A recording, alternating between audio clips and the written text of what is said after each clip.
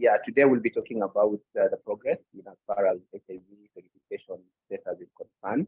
And also, we should be able to communicate to you on the various releases that HIS releases that we've been able to develop in order to enhance and be able to help us in managing our clients in our facilities. So yeah, so this is a sensitization meeting for all of us, the stakeholders, that's the county teams, the facility teams, and the agency staff, including managers at NASCOP. So as we begin, I want to request Steve Ambune to lead us with a word of prayer. And Steve, if you can hear me. Yes, I can hear you, Songok. So let us believe and pray. Almighty and ever living God, we thank you for this afternoon. We thank you for enabling us see another day. We ask you as we begin this meeting that you may grant us wisdom and knowledge so that as we deliberate on issues and matters in regard to building our nation, it may be fruitful and it may be of benefit to each and every Kenyan. We ask all this through Christ our Lord. Amen. Thank you very much, Steve, for leading us with a word of prayer.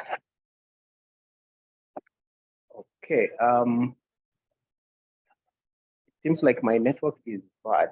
Okay, let me try and change my connection. See whether it can improve. Sorry, apologies for that.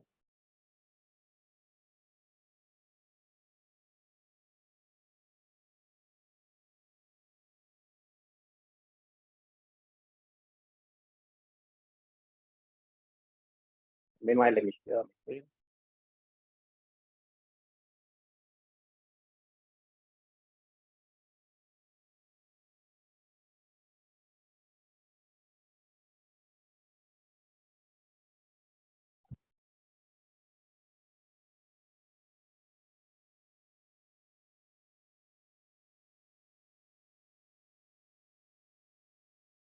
Is it better now? Can you hear me clearly? Sorry, we can hear you. Wait, is it better now? Yeah, much better, but still has some echo, though it's a little bit more audible than before. So we can proceed. All right, thank you very much. So Faith, kindly help me project the agenda. I think you've already been assisted to do that, so you can proceed. Okay, right. Thank you very much. So so this is our agenda for today. Our meeting objectives are three. One is just like I mentioned, is just to give progress on the update of the verification exercise. This is for EMR and the non-EMR facilities. Number two is to be able to sensitize all of us, stakeholders, on the HIS product enhancements, the features, and the back fixes, including navigations of the STEM. Then we should also be able to hear from you. We wish to hear from the feedback from your end on the new enhancements and probably how the charts look like in the national data warehouse once we are done with the navigation.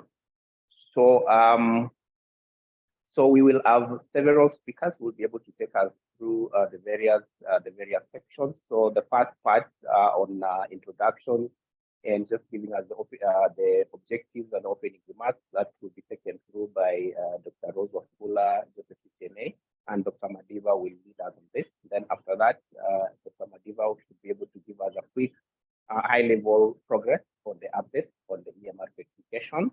Patrick Wongo should take us through the CRS or Central Registry Data Dump update. And then Eric Mudomi will take us through the Kenya EMR navigation EMR enhancement. We should also be able to be taken through the bug fixes that we've been able to come up with, and that will be taken through by Valentine tomorrow. And then we will switch gears and look at the ML product releases, more specifically on Kenya SMS toolkit. So Cosmos Poche and Frida Oyuto will be taking us through that particular bit. And then we will go through the national data warehouse enhancement. So Mary Sikura and William Saligola will take us through that part. So Saligola will take us through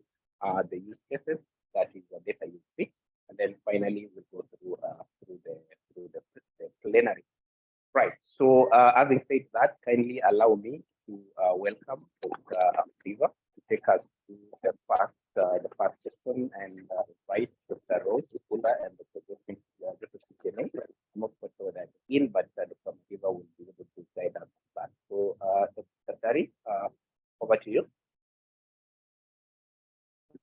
Thank you, thank you, Songok. I don't know whether you can hear me because I'm also in a place that the internet is shaky. Sorry, but I can hear you. I can hear you loud and clear, and I hope Okay, the rest thank you. of the members can hear you too. Yeah, thank you so much. I don't think Dr. Ross has joined into the call yet because I know she has been called to an important meeting at the Ministry of Health, but we'll continue until when she comes, she'll get an opportunity to address us. She'll actually get an opportunity to address us. But nevertheless, I know Dr. Sitene is in this call, this very important call. So I will allow him to probably make a few remarks and even open for us this particular communication to our partners and even the counties. Welcome, Dr. Sitene.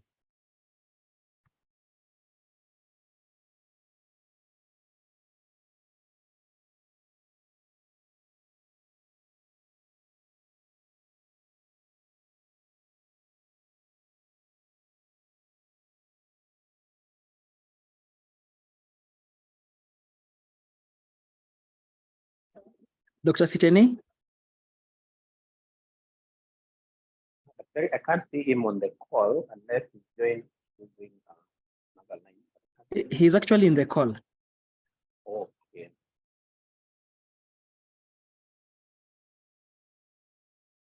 Unless he dropped off, probably you can just proceed, and when he's in a position to probably say something, he'll be able to do that. So we can actually move to the next person to probably give a few remarks before we start. I don't know whether we have Casco Chair.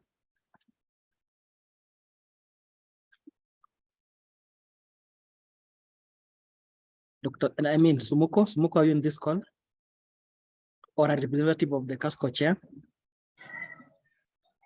Yes, good afternoon, everyone. I believe I'm audible enough. Yes, I can hear you. Yes, I'm happy that we're able to have this meeting just to take us through issues of EMR and updates as we've informed. And we really need to embrace this, and we thank the ministry for this. Let's run with it and go on to the best that we can. As I'm in a noisy place, so I wouldn't wish to take much of the time. Just to say, on behalf of the counties, thank you very, very much for inviting us and having us on board alongside our implementing partners. So back to you.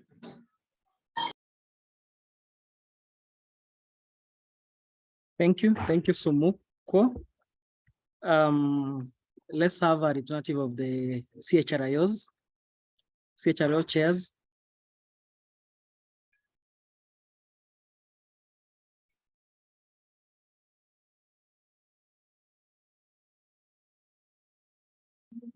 Or a representative of the CHRIOs.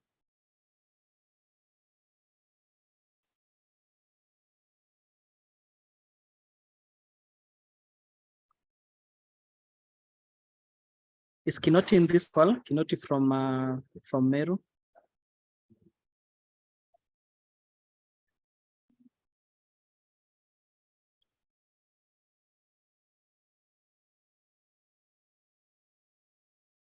Yeah, I think we'll move on. When we get them, they'll be able to probably say something. I want to move on and allow a representative from PEPFAR. I don't know whether Catherine is in this call. Catherine Mbaire.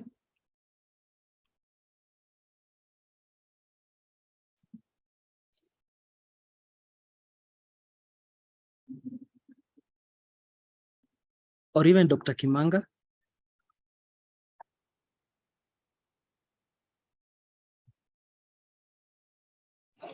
Hi, Dr. Madiva. Sorry, I'm in a noisy place, but just to acknowledge that we appreciate the invitation. We are very much part and parcel of this process. And as the USG community, we are here to support the government agenda.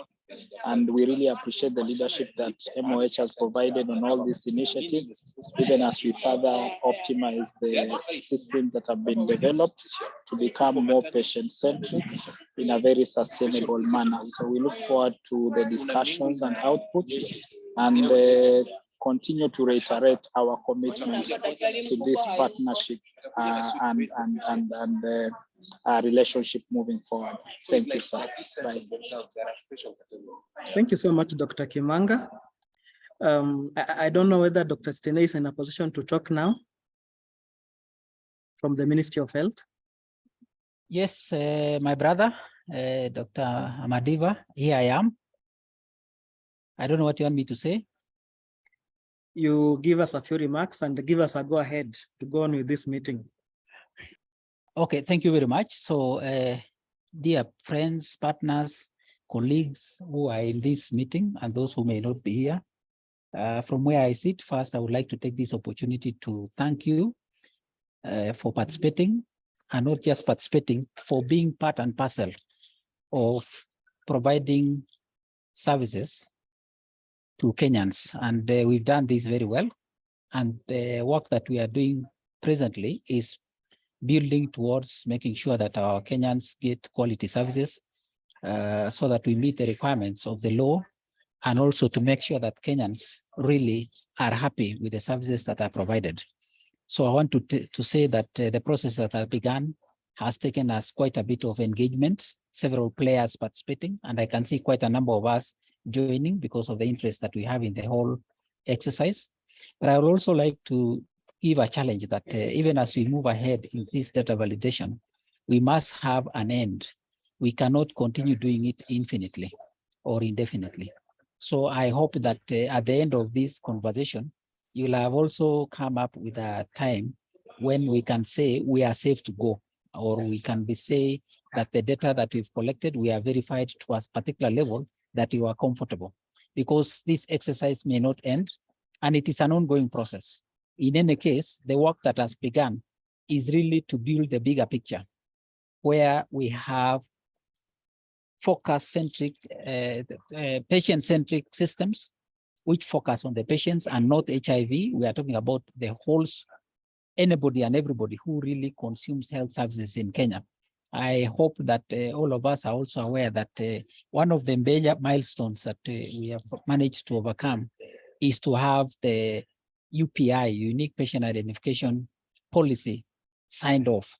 It is, the hard copies are available, but we also have the soft copy available in the website. And those who may be interested to download it, you can check at the website and you'll be able to see or to download that particular document.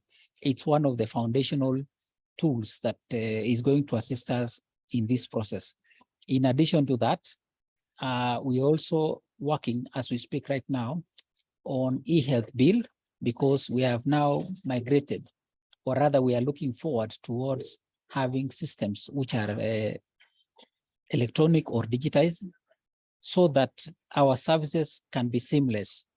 And as we work on the e-health bill, we are anchoring the laws, the policies that are in place, so that we can be able to we can be sure that we are working in a regulated environment, and that each and every one of us should be able to fit within the system that the government has put up in place, including maximizing on the infrastructure that has already been laid, with the sole aim of focusing on the patient and providing all the highest possible standard of health. So I want to wish as well in our deliberations, but I want to challenge us to start coming up with an end, so that we don't continue infinitely, because we've been having meetings and working on this for quite a bit of time now. So we should ask ourselves the hard question of, when do we say we've reached the end? And when that comes, we should start thinking about how do we document this process that we've gone through, for the benefit of ourselves and for the benefit of others who may also be interested to follow the same procedures. So I want to thank you, wish you well, and I hope that the deliberations will enrich the process sometimes we have this passion, or rather we think through the chest. Let us use our heads even in our conversations so that we delink the passions from reality and do this work in a manner that will make us proud and make this country called Kenya very, very proud. And with that, I want to officially launch the meeting and to wish us fruitful deliberations. Thank you, and over. Thank you so much, Dr. Cheney, for allowing us to even go on with this meeting, and for the remarks that you've given us this afternoon. And I think at the end of the meeting, we'll have had discussions on various issues that we've already touched on, so that all of us, both Ministry of Health, County Ministry of Health, and even our partners that we are working very closely with, will be able to have a way forward on a number of issues when it comes to the EMR new releases, and even what we're actually doing when it comes to the verification exercise. So I want to take this back to the chair of the session, that is Songok, to continue the program. Thank you very much, Dr. Madiba, and thank you, Dr. Kimanga and Dr. Cheney, for those remarks. We really appreciate the support we get from your end. So I think without wasting much time, we can then delve into our program today. Dr. Madiba, I think you are the one coming next to give us a bit on the introduction of today's meeting, and then after which you can also quickly give us an update for the progress update on the verification exercise that is going on, both for EMR and non-EMR facilities. So meanwhile, as the study prepares to take us the first session, Patrick Wango can also prepare, because you'll come next to take us through issues around and discussions around the EMR central registry data dump, basically focusing on the update. So, Dr. Madiba, you can take us through the first part of our presentation. Thank you so much, Songok. So that we have time for the enhancements that we have, especially for the EMR and all that, I'll just give I'll actually give a general progress update of the verification exercise. Then probably I'll mention one or two things that will assist when it comes to how people are moving. And after that, I'll give room for the enhancements that we have when it comes to the EMRs. So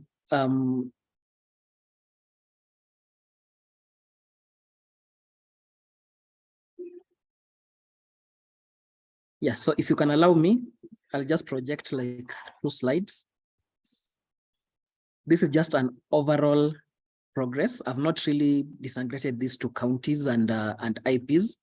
We'll make sure that by tomorrow or the day after tomorrow, IPs and counties get the breakdown. I know we normally share this on a weekly basis, and implementing partners, counties, and various players in this can actually see how they are doing in terms of verification exercise, especially when we're doing the EMR sites, and what has actually been happening. So I'll just share 2 slides to just give an overall performance when it comes to what we are doing.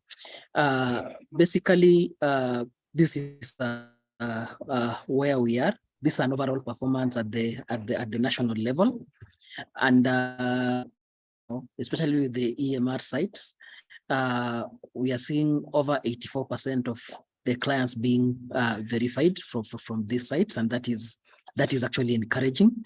And allow me to thank everyone that has really put effort to ensure that this is happening. However, we're only seeing only 45% of pediatrics population being verified, and that is something that is making everyone worried. What are the challenges? why are we not verifying the pediatrics population? Are they not coming? Do they don't have probably the right documentation, and what exactly is happening with this particular population, especially from the EMR facilities? The 74% is actually against, I'm using a denominator of what all of us reported as TXCAR as of October 2022. And this involves both EMR and non-EMR facilities, because we've already started verifying in non-EMR facilities. And I think moving forward in our overall performance, we'll also be talking about non-EMR facilities, now that counties have started verifying in these facilities. And of course, overall, we are at 74%, which is actually very good, now that we just started with the non-EMR facilities. And I'm hoping that if we were to go with the same pace, or even increase the pace, especially with the non-EMR facilities, we are going to improve this to even more than 90%, because with the at least EMR facilities, we are talking of 84% as an overall performance from counties. So I know some counties are doing very well. Some counties are still working on their clients in the EMR facilities. And we are really hoping that the counties that are not doing very well are going to really work on their clients and on verifying the clients they have in those facilities, to ensure that at least for the EMR facilities, we really complete this. And Dr. Sines asked a very important question here. When is the end to this? Dr. Stine probably allow me to just tell all of us about the discussions that we've had even during the Strategic Information TWG. We agreed that for the EMR facilities, we are looking at end of November. And today being 22nd, we actually have like 8 days before we can look at the data for the EMR sites. This is what we have when it comes to clients on ART from these sites. So I know counties are actually in RRI mode, and they're really working towards that deadline. And of course, at the end of this month, we'll of course sit down as the national team and other stakeholders, look at the data, look at the gaps that we have, look at the facilities that are lagging behind, because I know there's issues that we've not resolved yet, and actually give direction on the data that we'll be having then, that is at the end of November. And of course, try resolve some of the issues from the facilities, so that by the time we probably give a line list for the facilities, or we say that this is the data that we're looking at, all stakeholders will have been involved in all that, and all of us will actually agree that this is actually what we have. So for the EMR sites, we're looking at end of this month. We have 8 days to go. For the non-EMRs, we're looking at end of December. So we're having like a month and 8 days before we can start looking at their data and how exactly they're actually performing.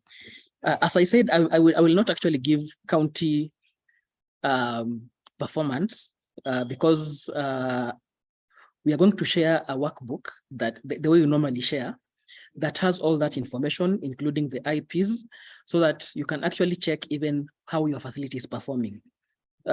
Because it's a very serious analysis that even shows how your facility is performing, and all of us can actually see the facilities that are probably not doing very well, so that they can actually know where to put effort.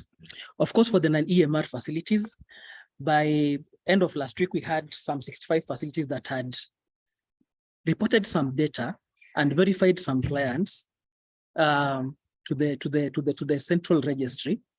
I know counties were setting up this, and at this point, we are hoping that probably this week, most counties and most facilities are going to really pick that up and ensure that their non-EMR facilities are actually in the process of verifying their clients.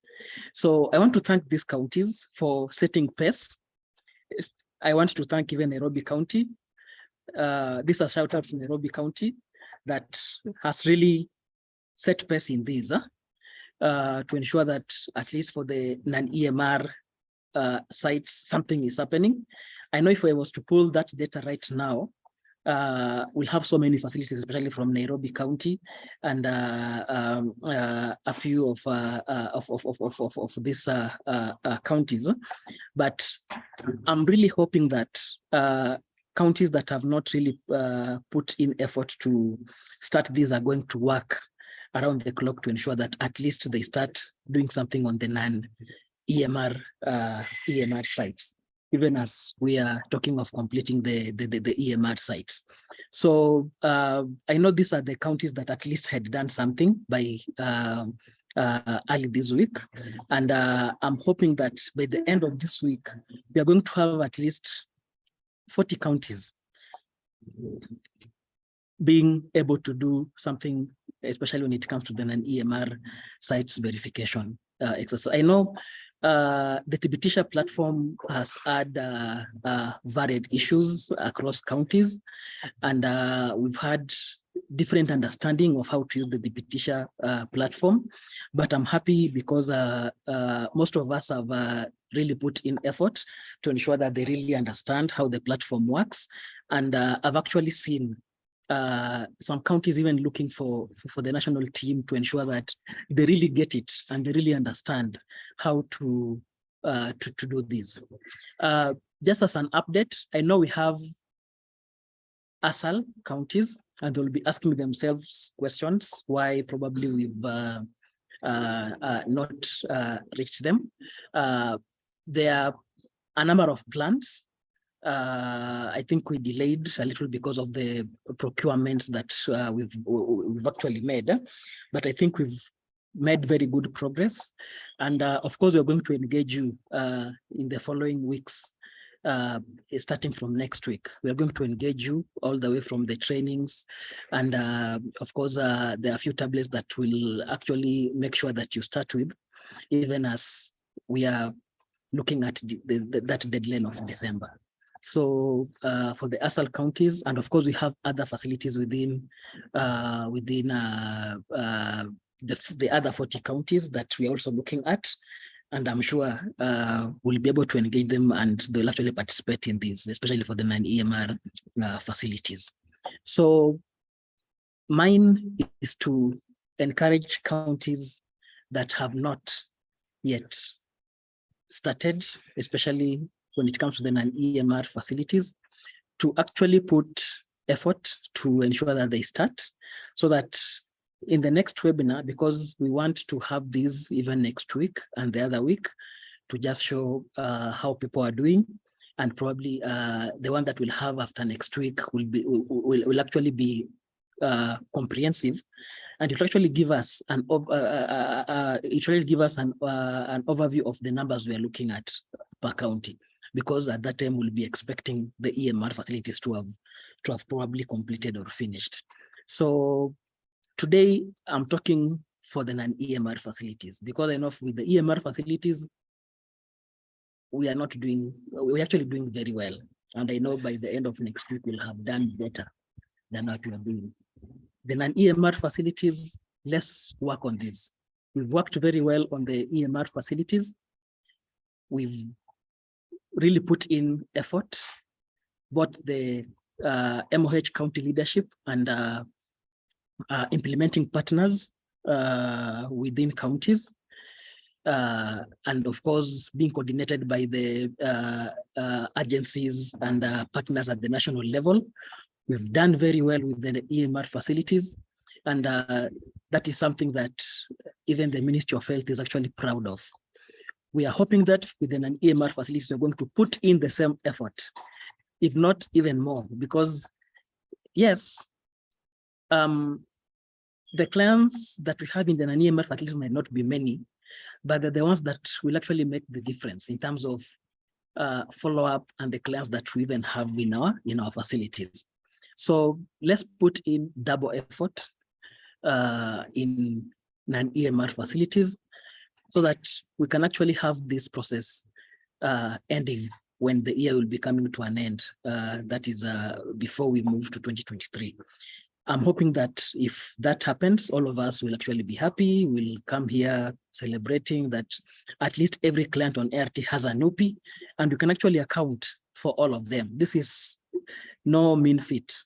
So let's all work towards that and ensure that at least at the end of this year, we'll have a story to tell for our sub-counties, for our counties, and for the nation when it comes to accounting on all clients that are on ART in the Republic Kenya. So I think with that, Franklin, I want to end there and probably just say that we'll give a very good breakdown, probably tomorrow or the day after tomorrow, to counties and implementing partners, so that they can actually have the nitty-gritties when it comes to how their specific facilities are doing, how their specific counties are doing, and probably how the IPs are actually doing in terms of the verification exercise, even compared to the data in the national data warehouse. I think we'll be able to give that update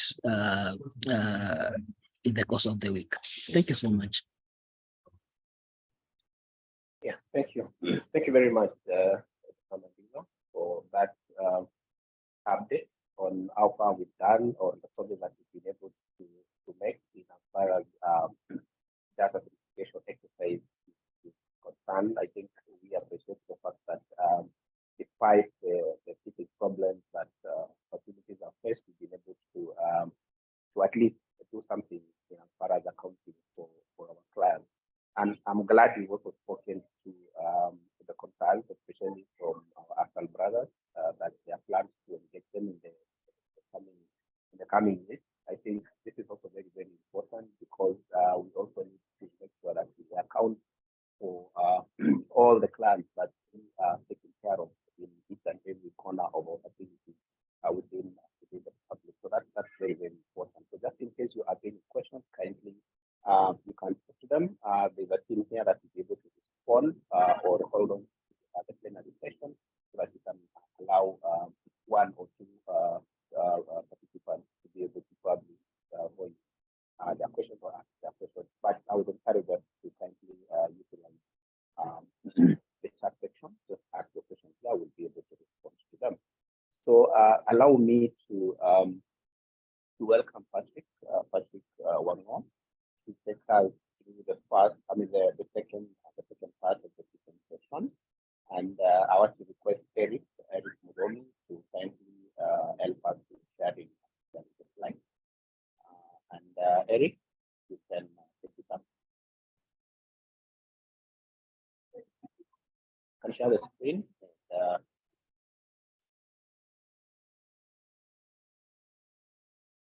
if my network is still an issue. Can you hear me, Dr. Madiva? Can you hear me? Yes, I can hear you, Songok. Is that Songok or Wango? No, that's Songok, sorry. Okay. Yes, so I'm requesting Eric to share the slide, then Patrick Wango, kindly proceed, if you can hear me. Patrick?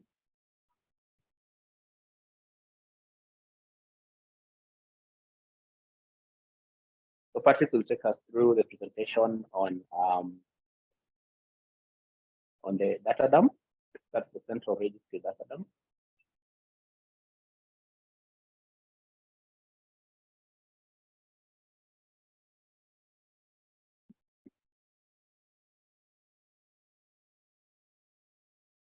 All right. Yeah, I can see Cosmos has shared the screen. So Patrick, go ahead, please.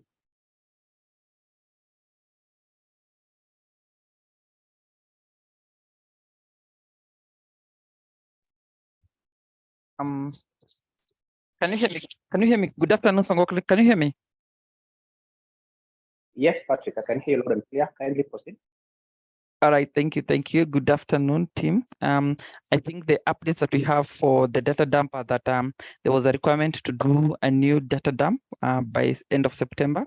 And the reason being that the previous one we did, I think it was around May, we needed more recent data. In terms of technology, I think there were no changes in the variables. that we were collecting, and as such, we just needed the DWAPI and the central registry to archive the former data and get new sets of data dump. I think this was communicated to the teams, and the new data dumps I think have already been pushed. I can confirm that that even the other systems, the other EMRs, that is ADAP and I think AMPATH, there was communication that the EMR and the other EMRs, there was communication that they should also push the data dumps. I have followed up, and I think this is being done, and I think there were timelines that we were going by, and our communication to the stakeholders was done. I think from the data dump, I think that is the feedback. And back to Songok. Thank you. Thank you very much, Patrick, for the brief on issues around data dump. So again, just because of time, I want to take it to Eric Muromi, who will be able to take us through the next bit on Kenya EMR navigation and the enhancement that the team has been able to do. So Eric. Thank you, Songok. Yeah, I know there's a first part that we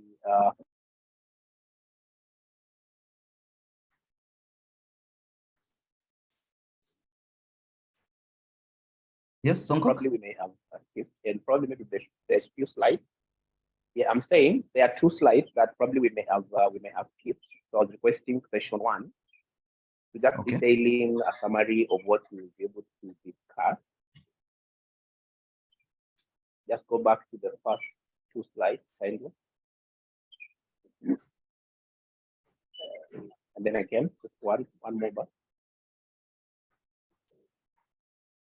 Yeah, so this just covers the introduction. Just go to the next slide, kindly.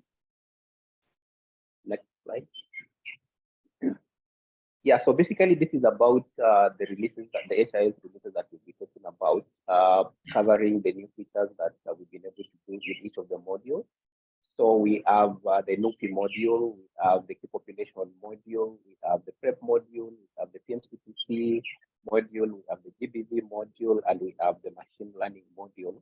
And the new features that have been factored in, I really do not want to repeat them because we will be able to take you through each and every one of them. So let's go to the next slide.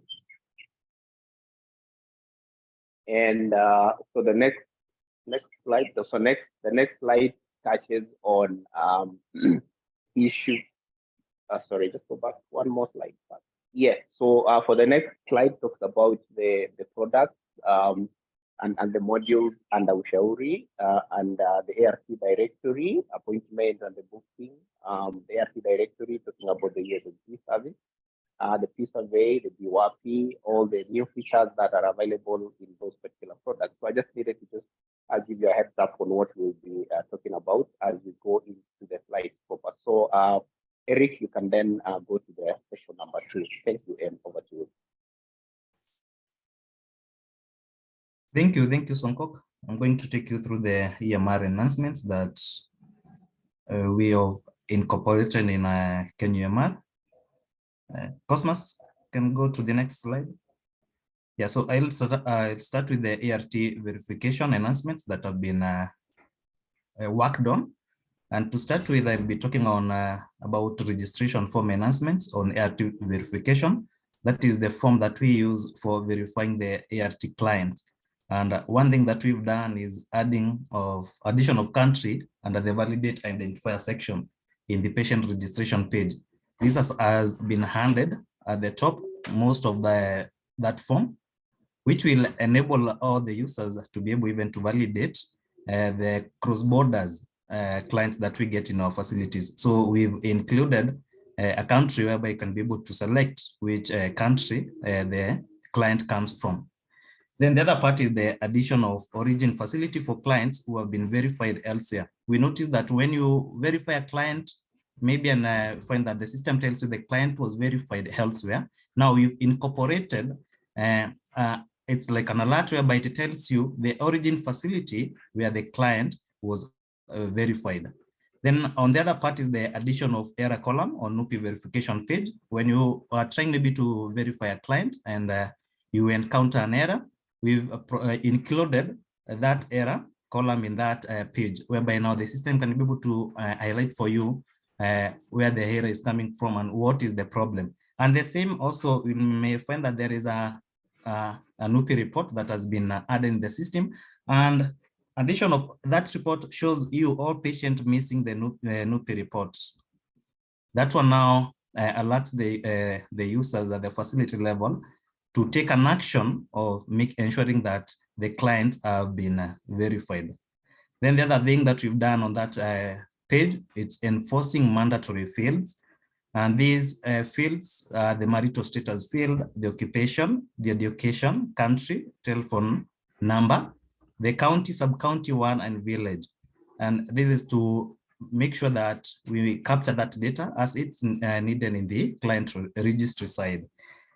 The other part of enhancement that we've done in that form is adding a reminder to do NUPI verification once the client is registered when listing the contacts. When maybe any user is listing a contact given by the index clients, we know that at that part in the Kenya EMR, we can be able to register that client. So there is a reminder to remind you that you are supposed to verify that client, or maybe now you are registering after serial converting. Then the other part is about addition of a scheduled task to post CCC numbers to the central registry for clients who already have the NUPI. You may find that we are supposed to verify this client, the new clients, when you are registering. And at that level in the Kenya EMR, we've not yet given CCC number to these clients.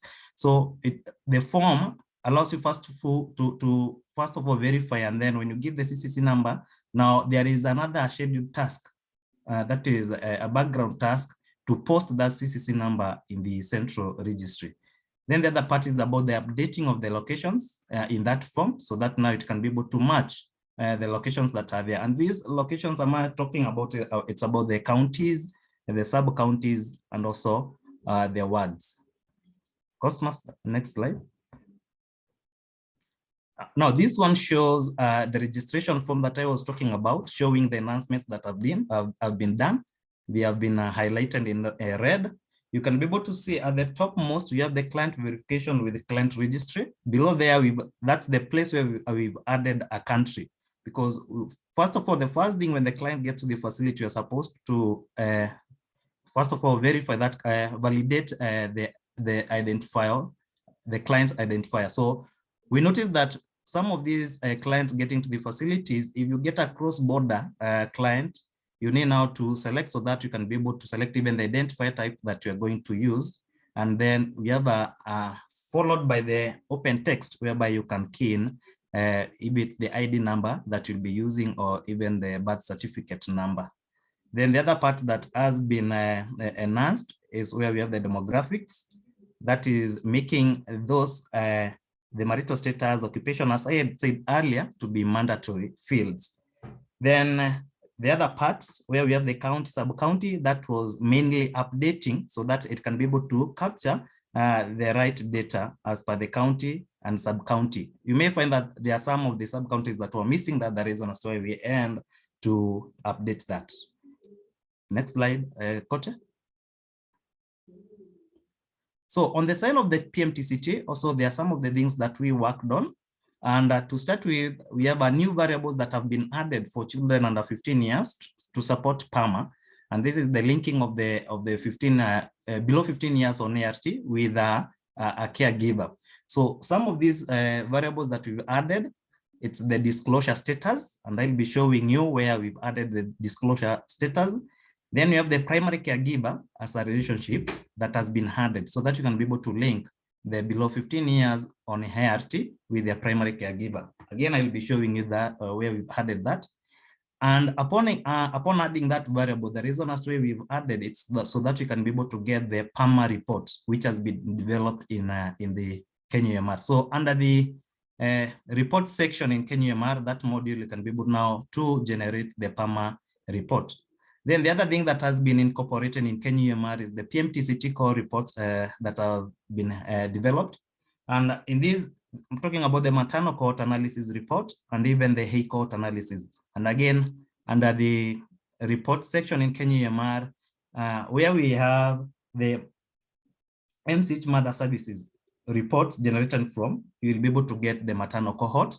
And then in the section of the MCH Child Service, you'll be able to get the hay cohort analysis report. And we can be able to specify the period of maybe the period that you would like to get that report. The other report that has been added is the CWC register that has been developed and in the Kenya EMR. Then also we've added the partial MH711 reports. And in this manner, it's saying partial because we are not generating the entire report of 711, but it's partial, depending on what Kenya EMR can be able to capture. That's the reason as to why we've said it's partial MH711. Then we have the revision of MH731, that is the PMTCT section, to include all indicators and match the indicator definition. So there are some of the sections that we've improved to match what should be reported. Then we have the gender-based violence enhancements. And in this, we've developed a mini GBV register, incorporating it in the Kenya EMR. And again, also, we've included a line list of GBV clients in the same system. Next slide, Kote. So in this slide, you can be able to see there are two screenshots. The first screenshot on your left, that is now where we add the relationship when we want to add the relationship of the client who is below 15 years old and on ERT with the primary caregiver. So where we were picking the relationship to patient, we've added primary caregiver. So if you want, for you to be able to generate that, the PAMA report, remember, we need first of all to add that relationship of the client with the primary caregiver. And to do that, where we have the person, it's just only the primary caregiver is registered in that system can only use the name or even the number to search. And after that, under the relationship to patient, ensure that you've picked the primary caregiver, and then the start date is when this relationship started. And then after that, for the end date, if the relationship is still on, you are supposed just to leave it blank, and then you save that. Ending or including the end date, it just means that the relationship has ended. So you'll not be able to get the right data in your report if you've ended that relationship. Then on your right, this is the sections that we have in a green card in Kenya EMR. The visit details, history, examination, and then the management. So where we've added disclosure status, it's where we have the management, when you're doing the management of our client under the PHDP services. So if your client is below 15 years, you will notice that you will be able to get another variable that is disclosure status with 3 answers to that. So again, it also will be used for the purpose of generating the PAMA reports. Next slide, Kote. Now, on PrEP and COVID-19 enhancements, I'll start with the PrEP module enhancements. We've worked on 7.1 plus B report that has been aligned to the MH report. This is just to ensure that the 7.1 plus report generates the accurate number of the PrEP clients as per what is required by the Ministry of Health. Then the other thing that we've done in the PrEP module is the making sure that the PrEP register also matches with the MH register that has been revised. And in this, we wanted it to have the follow-up clients so that we can be able to make a follow-up of our clients. So in this, we've added in the system PrEP initiation register for new, enrolled, and restarting. That means when you generate that register, you'll be able to get all the clients who are newly initiated on PrEP within that reporting period, and also those who restarted within that reporting period. Then when you want to know for those who are continuing, you have another section that we've added under that register that is called PrEP follow-up register. That is for all the continuing clients. So you can be able to follow them if it's the 3rd month or the 6th or the 9 months. That register can help you in that. On COVID-19 module, Right now, you can be able to record a non-COVID status on the assessment form. So that is another thing that we've, a variable that we've added in that assessment form, so that you can be able to record their non-COVID-19 status. Then there before in KenyaMR, we could be able to assess COVID-19 status of those who are above 15 years. So we've made it now for the eligible age for COVID-19 vaccination to be reduced to 12 years old in line with the new MWH guideline. The other part that we've done in that form is about the form validation on vaccination. You'll notice that now, whenever you pick, maybe, for example, if you pick on the first dose, that's now the time the form has been validated so that it can be able to provide with you the next variable that is required. So this is just the validation of all the requirement, all the fields in that form and all the variables in that form, so that we be able to collect data in a right manner. The next slide, Kote.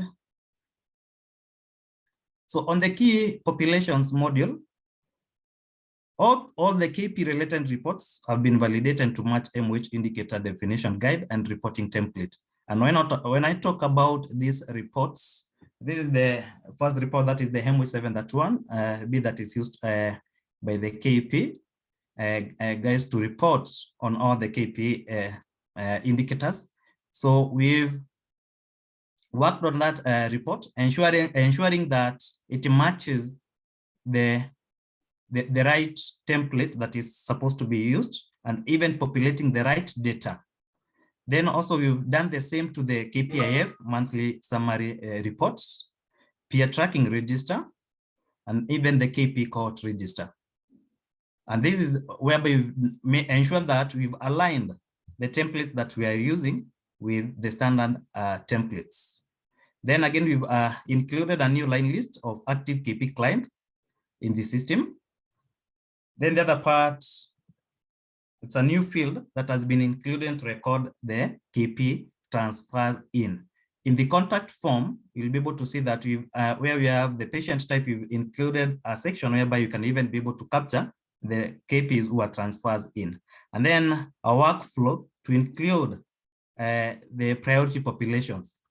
That has been done on the same form, that is a contact form, so that we can be able to tell who are these priority populations and maybe the services that they get in our facilities. Move to the next quarter.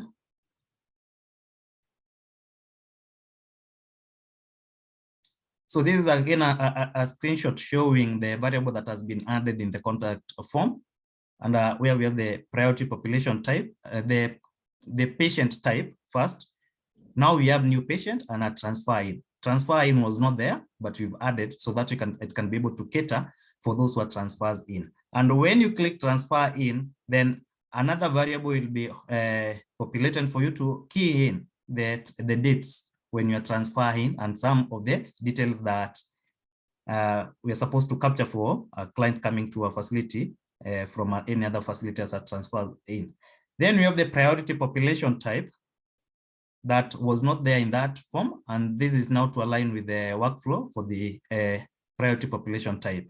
And we have the answers, as you can be able to see, so that you can be able to capture even that information at that particular period.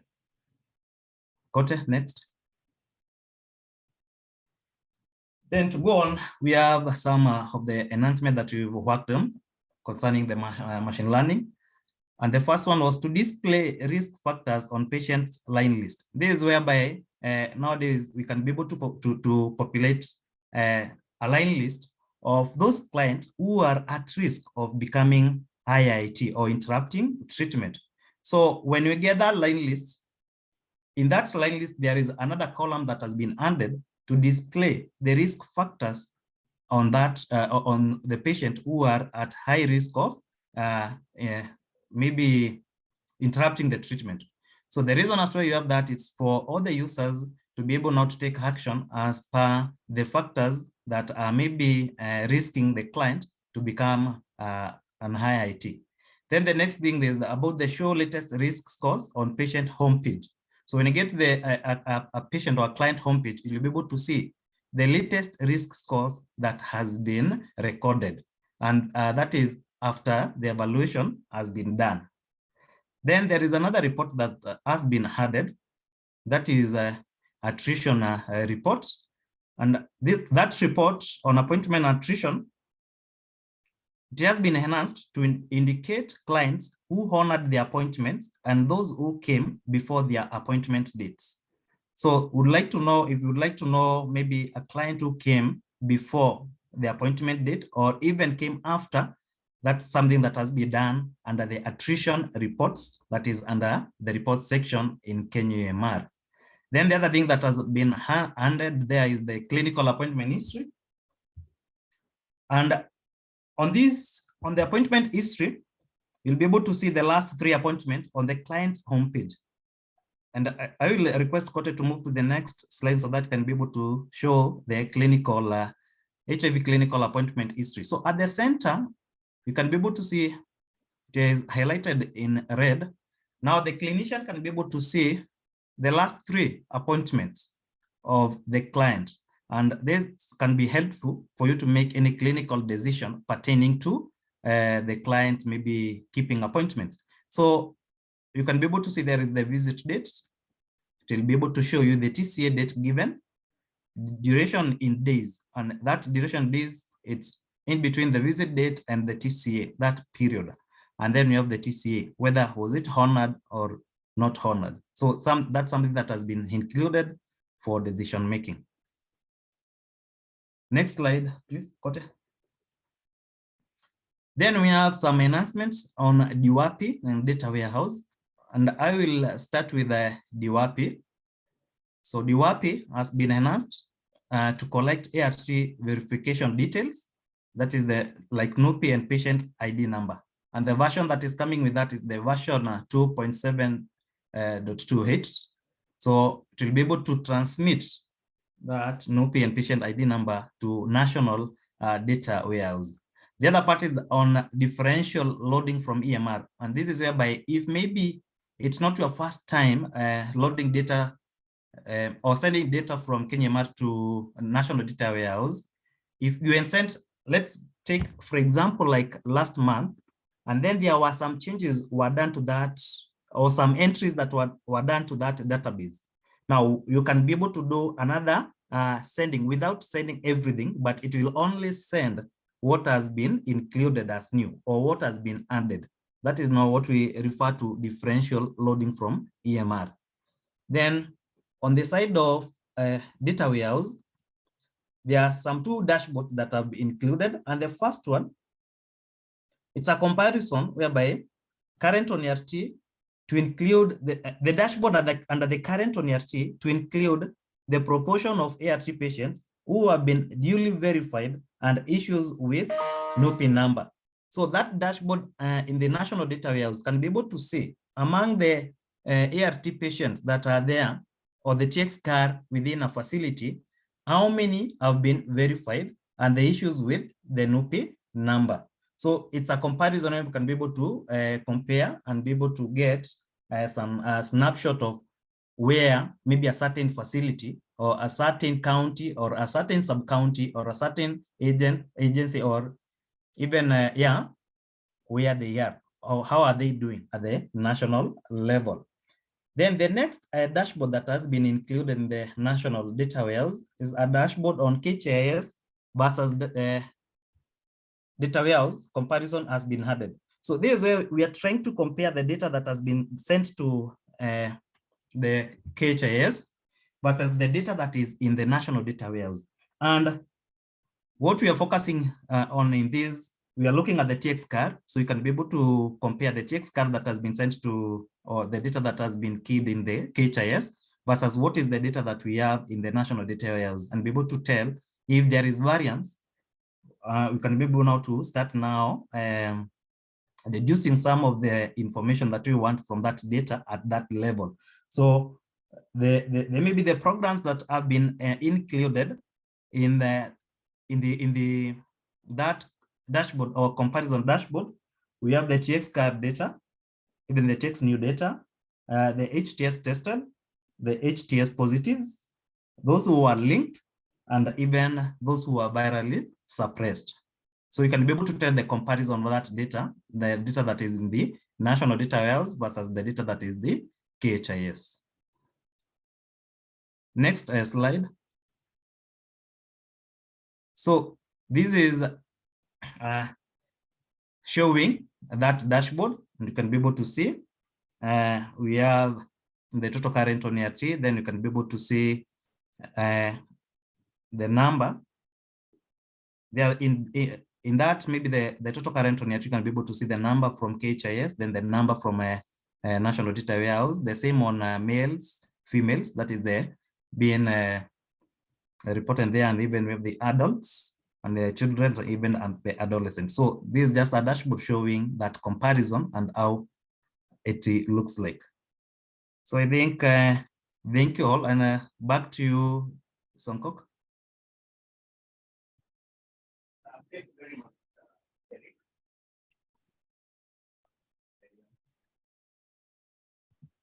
Ngok, we can't hear you. Kindly come closer to your mic. No, we can't hear you.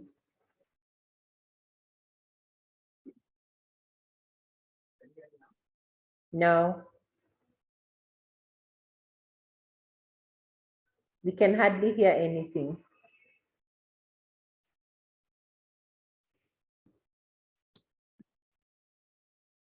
Now, Very faint.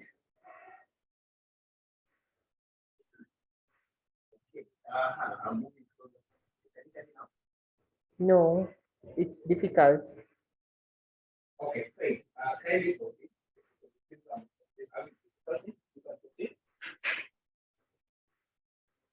Okay, so as you can see, guys cannot be able to hear Songok. I think I will pick it up from there as he gets his mic back. Thank you, Eric, and thank you, the team that has been able to present the first part of this session. I think because of time, I can see there are a lot of concerns and queries on the chat box. I will request the respective officers to be able to respond to them. There are many questions around the verification challenges that the teams are facing in the field. Some of them are tied to the use of passport numbers. There are issues around how can you be able to have a dashboard for the non-EMR sites to be able to know how many sites you've been able to cover, and then on how to track performance of the sites. Then around clients who have been verified elsewhere, it's also not very easy in some sites. So kindly, my colleagues, read through the comments and be able to respond to some of them. We'll get a session during plenary to be able to go through some of the key asks that have been done by members. So good afternoon, everyone. My name is Faith. I work together with Dr. Madiva and Songok in NASCOP. We will proceed with the session. And I request that you keep dropping your questions. We'll be able to respond to all of them at the plenary session. So the next item for presentation is the Kenya EMR navigation. I know we have given feedback to our technical team at Palladium on some of the bugs that we've been facing during operations. And so there'll be a presentation on the bug fixes that is going to be taken. Where Valentine is going to take us through that. It will be screenshots of some of the bugs that have been identified and the fixes that have been done. So over to you, Valentine.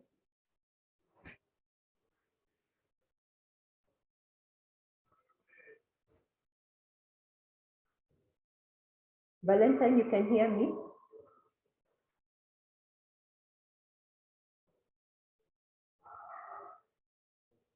Okay, Dr. Madiva, can you hear me? Yes, Faith, I can hear you. Okay. So Val? Faith, maybe you need to, I don't think I've given Valentine the rights. What is the full name? Sorry for that. What I help, she's called Valentine Kumulo, something like that. Kumulo. Yeah, I'm actually the one sharing the slides. So it's just one slide with the various presenters.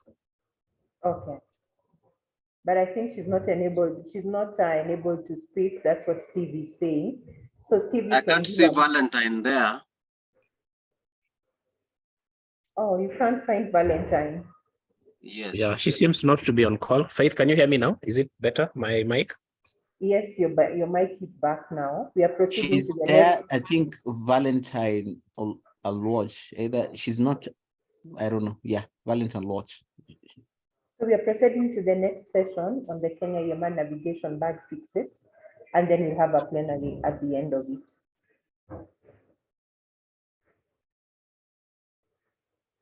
So Valentine has a mic. I don't know. Valentine and watch has a mic. She can unmute now and proceed. Yeah, I was trying to unmute. Thanks for that. So I think I'll just take you through the next session. This will be a little bit shorter because I'm just going to discuss a few bugs that were reported on the previous release and now fixed on this release that is out. So first, there was a bug on the Hey ID. I know this has been there for quite a while on the number. When you run the Excel, it was giving a very different number. So that was sorted, and now you can view the Hey ID as you put it in the system. So that has been fixed. So another fix is on the OVC line list, which was including the clients who are not active on ART.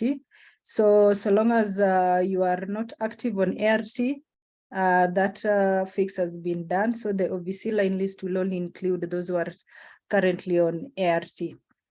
Another fix was on the, there was a drug that was missing for adult first line regimen, that is the ABC 3TC DTG, that has now been added.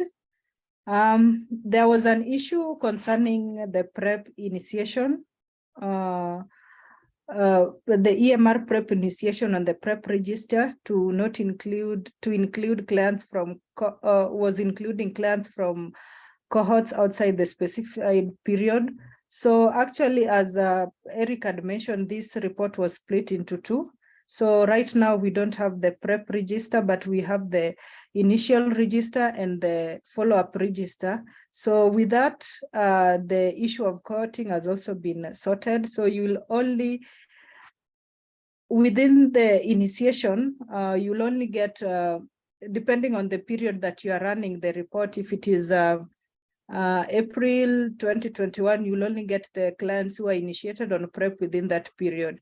Then now the follow-up report has the clients who have a follow-up visit within the specified period. The other fix was on cervical cancer flags. So there was some edges that were added, and or there are some clients we made the eligibility to +60. So for clients 65, I mean, so for clients, for example, who are beyond 65, they'll not see the alert that the client is eligible for cervical cancer screening, but there are the form for cancer screening will be made available. So the clinician is the one who will decide whether the client can be screened, but on the alert they will not able to see that. So that some of the changes that have been done on the flags for cervical cancer. Then the other one was a fix on the lab order where the reason for PCR, third DNA PCR, it's displaying AB test 18 months upon saving. So that has also been fixed. It was a bug, and we managed to fix that. So Cosmas, if you can take me to the next page, please. So the COVID screening, we didn't make the type of the vaccinations mandatory, and anyone could fill even the second dose without even filling the first dose. So right now what we've enabled is that we've made the first dose mandatory. So once you have the first dose is when you can fill the second dose. So to prevent the issue where we could get the report having second doses without having the first dose. So that is another thing that has been fixed. So there were some issues on 731 PMTCT section. We've tried to fix a number, especially on the HV02 from 03 to and 012 that were the pick the NC with non-status at first NC. So that there was an error there, and now it's picking the right clients. And then the total positive was also not picking the correct numbers. That has also been fixed. Started on HEART from 7 weeks to 6 months. It was also not picking the correct clients and the correct numbers. So we've fixed that. Then the infant prophylaxis was not populating. So that has also been fixed. So right now it's populating. And then the other indicator that has also been fixed in regards to the PMTCT on 731 is on the haze on CTX. So those are some of the issues that have been fixed in terms of the PMTCT 731. Next. So other include, there was a bug in the HTS monthly report that was categorizing all clients as newly tested. So that has been fixed. The PNS accepted indicator, which was not populating any data. So right now it should populate if you have the data. Then the bugs on NUPI, one was on upon posting the registry, there was an error stating that the CCC number is already in use. So there is a fix there. So if the CCC number is already in use, you will be able to get a feedback telling you where the CCC number was used and the origin facility where the CCC number was used. Then the other bug that has been fixed on NUPI is where you are unable to post if the occupation is selected as other. So that has also been fixed, and now you can select the occupation as other and still post your client for NUPI verification.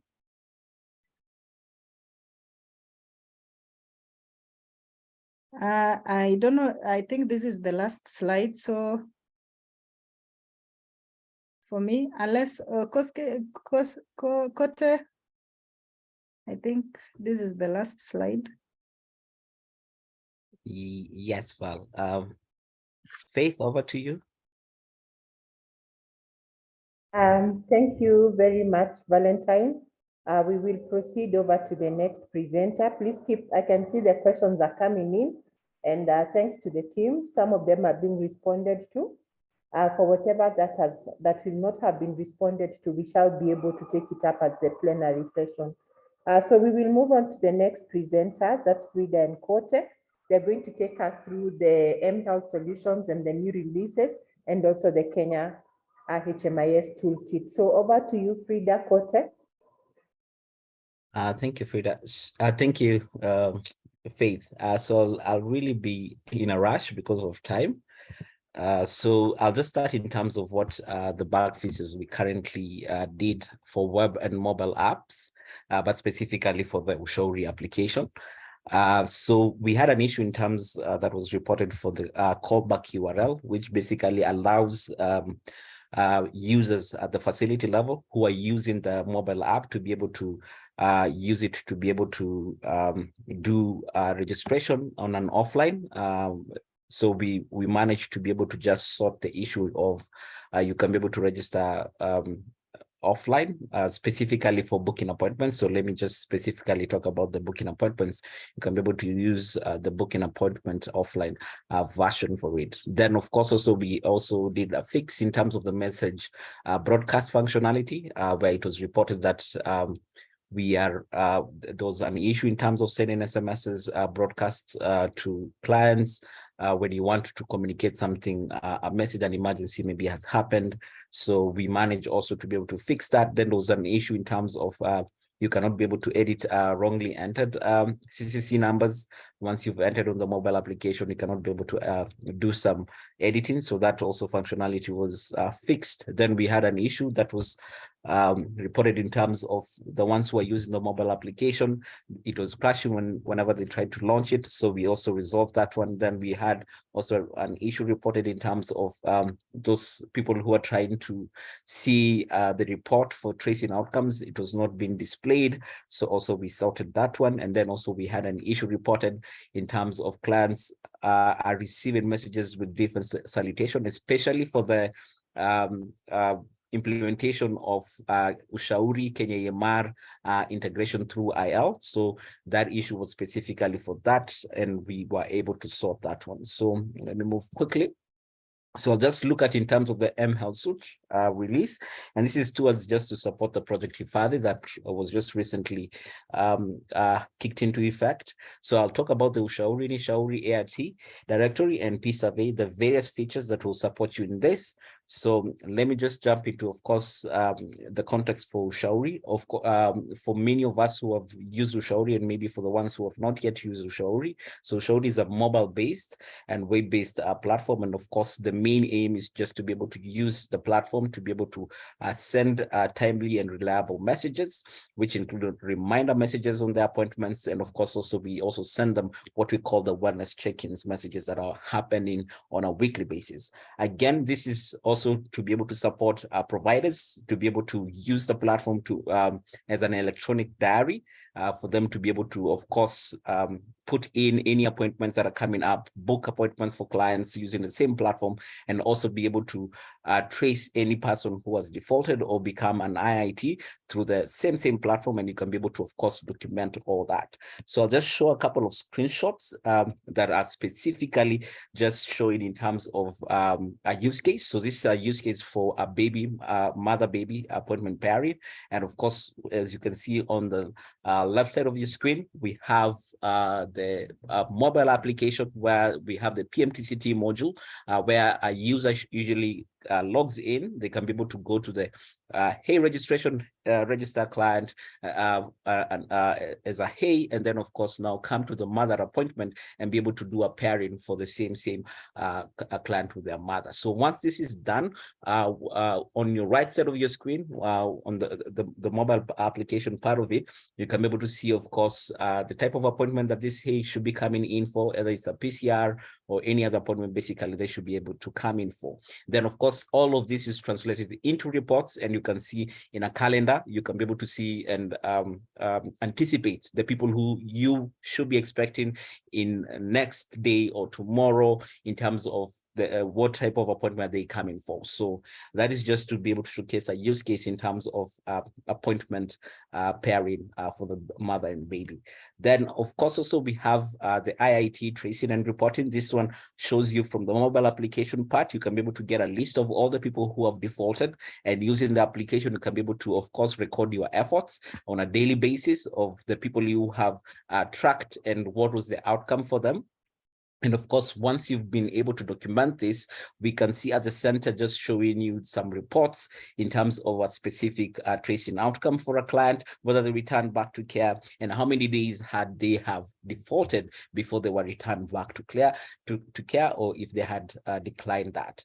So moving on quickly, just to look at the Ushauri features at an overview in terms of the functionalities, we're looking at electronic diary that supports, of course, facilities to document and to be able to capture clients in terms of the ones who have missed, the ones who have defaulted. We're also looking at the tracing module, which of course can allow a facility to be able to document the tracing efforts, what has costed them when they're doing that that tracing and what was the specific outcome.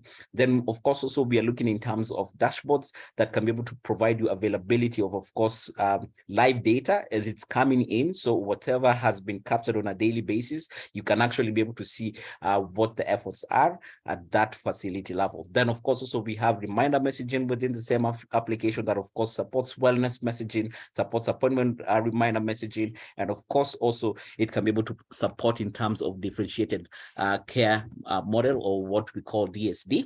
So you can be able to use that. Then, of course, we have the PMTCT and DCM module that, of course, provides in terms of prevention to mother-child transmission services, which enables pairing of appointments, again, like I've said, for them to be able to come either for their PCR, or if their PCR has been taken, they will be reminded to come back for the next appointment. And of course, also the DSD provides ability for the facility to provide longer appointments, just to be able to manage their clients in a way that is beneficial for them. Then, of course, now when we're looking at in terms, what are the benefits to the program, we're looking at elimination of the use of diaries, we're looking at availability of electronic documented evidence on tracing efforts, we're looking at fast tracking of decision making because of the real-time collected data, and of course we are looking at in terms of improved appointment, both for the mother and of course also both for the clients.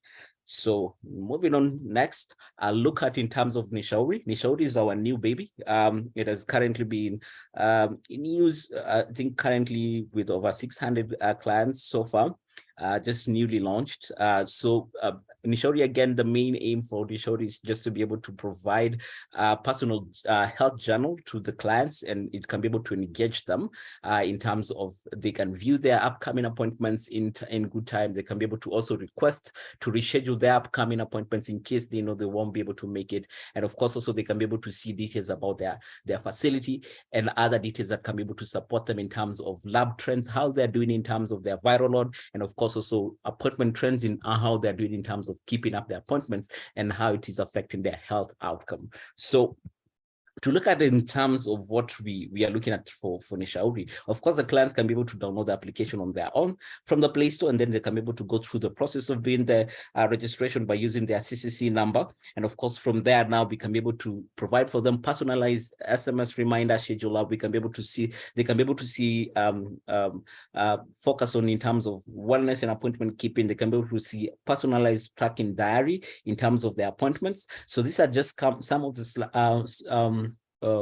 the screenshots that they'll be able to see at their level as a client who has logged in. They can be able to see the appointment trends, as I said earlier. They can also be able to see the appointments that they have missed by the type, and also they can be able to see what is their lab trend, and the lab trend would currently tell them whether they're currently suppressed or they're currently not suppressed. Again, also under appointment, they can be able to reschedule or request for a new appointment in case they do not have any upcoming appointment, or in case maybe they fail to come, they can be able to request for a new appointment. And of course, that can be able to be seen all the way this other side on the dashboard using the Nishauri dashboard. Just to be able to move really quickly, of course, track and care treatment status, they can be able to get caregivers can be alerted, of course, from the point of the client. They can be able to see, of course, their request for VL and EID results, and also they can manage any of their hay that they have added. So what are the features that are really beneficial to the program or beneficial to the client? So they're looking at their client profile. They can see their unique ID. They can, of course, be able to see the name of the facility, phone number, and of course, one of the things that we are also enhancing within Nishauri is to be able to see a drug collection point. They can be able to add that one. Also, we are looking at in terms of the dashboard trends, and based on appointment and lab results, we're looking at appointment management, where the client, of course, can be able to view their upcoming appointments, of course, and request the new ones. They can also see the lab results, where the client can be able to manage their own lab results by actually requesting from them for them, and they can be able to view that. Then they will see how they're doing, whether they're suppressed or not suppressed. And of course, we are seeing also dependent management, where they can be able to add their haze and be able to also manage them through that.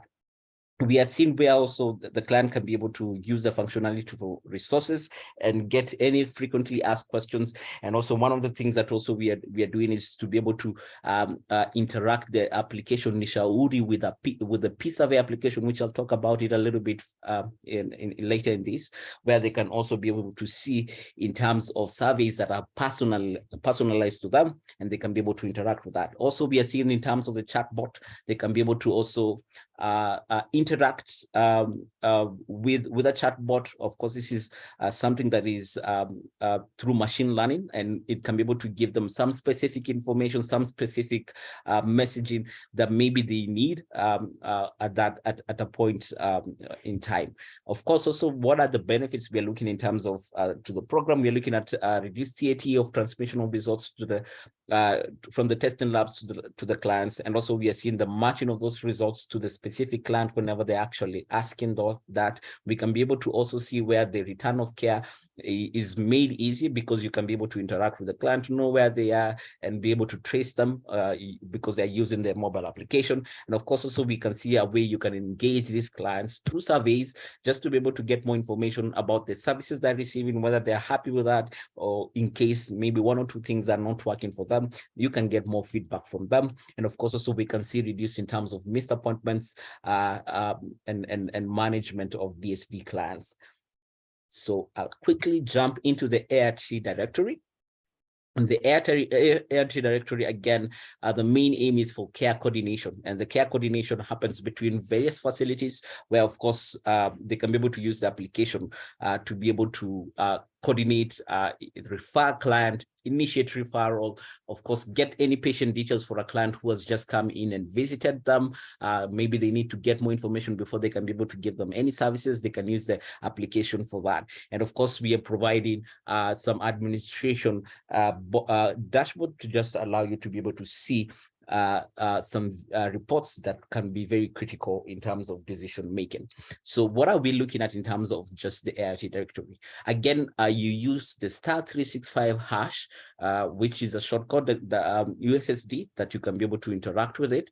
The first thing, of course, you'll have to be already be registered within the platform, because it's specifically for healthcare providers or adherence officers, basically, who are providing these services at the facility level. So you have to have been registered before you can be able to start interaction with the ART services. But in terms of the referral services, this is what you can be able to see. Again, there's a facility directory. You can be able to search for facilities and get their details in terms of their contact details, either for their CCC or for their PMTCT clinics or any other clinics. Basically, the facility has added in terms of contact details. And of course, also when you're jumping into the referral services, we can be able to see where you can be able to initiate referral by typing in the CCC number of the client you want to refer them to another facility, and type in the facility MFL code. We can also see you can be able to do acceptance of the referral. So meaning that once an initiation has been done from one facility A,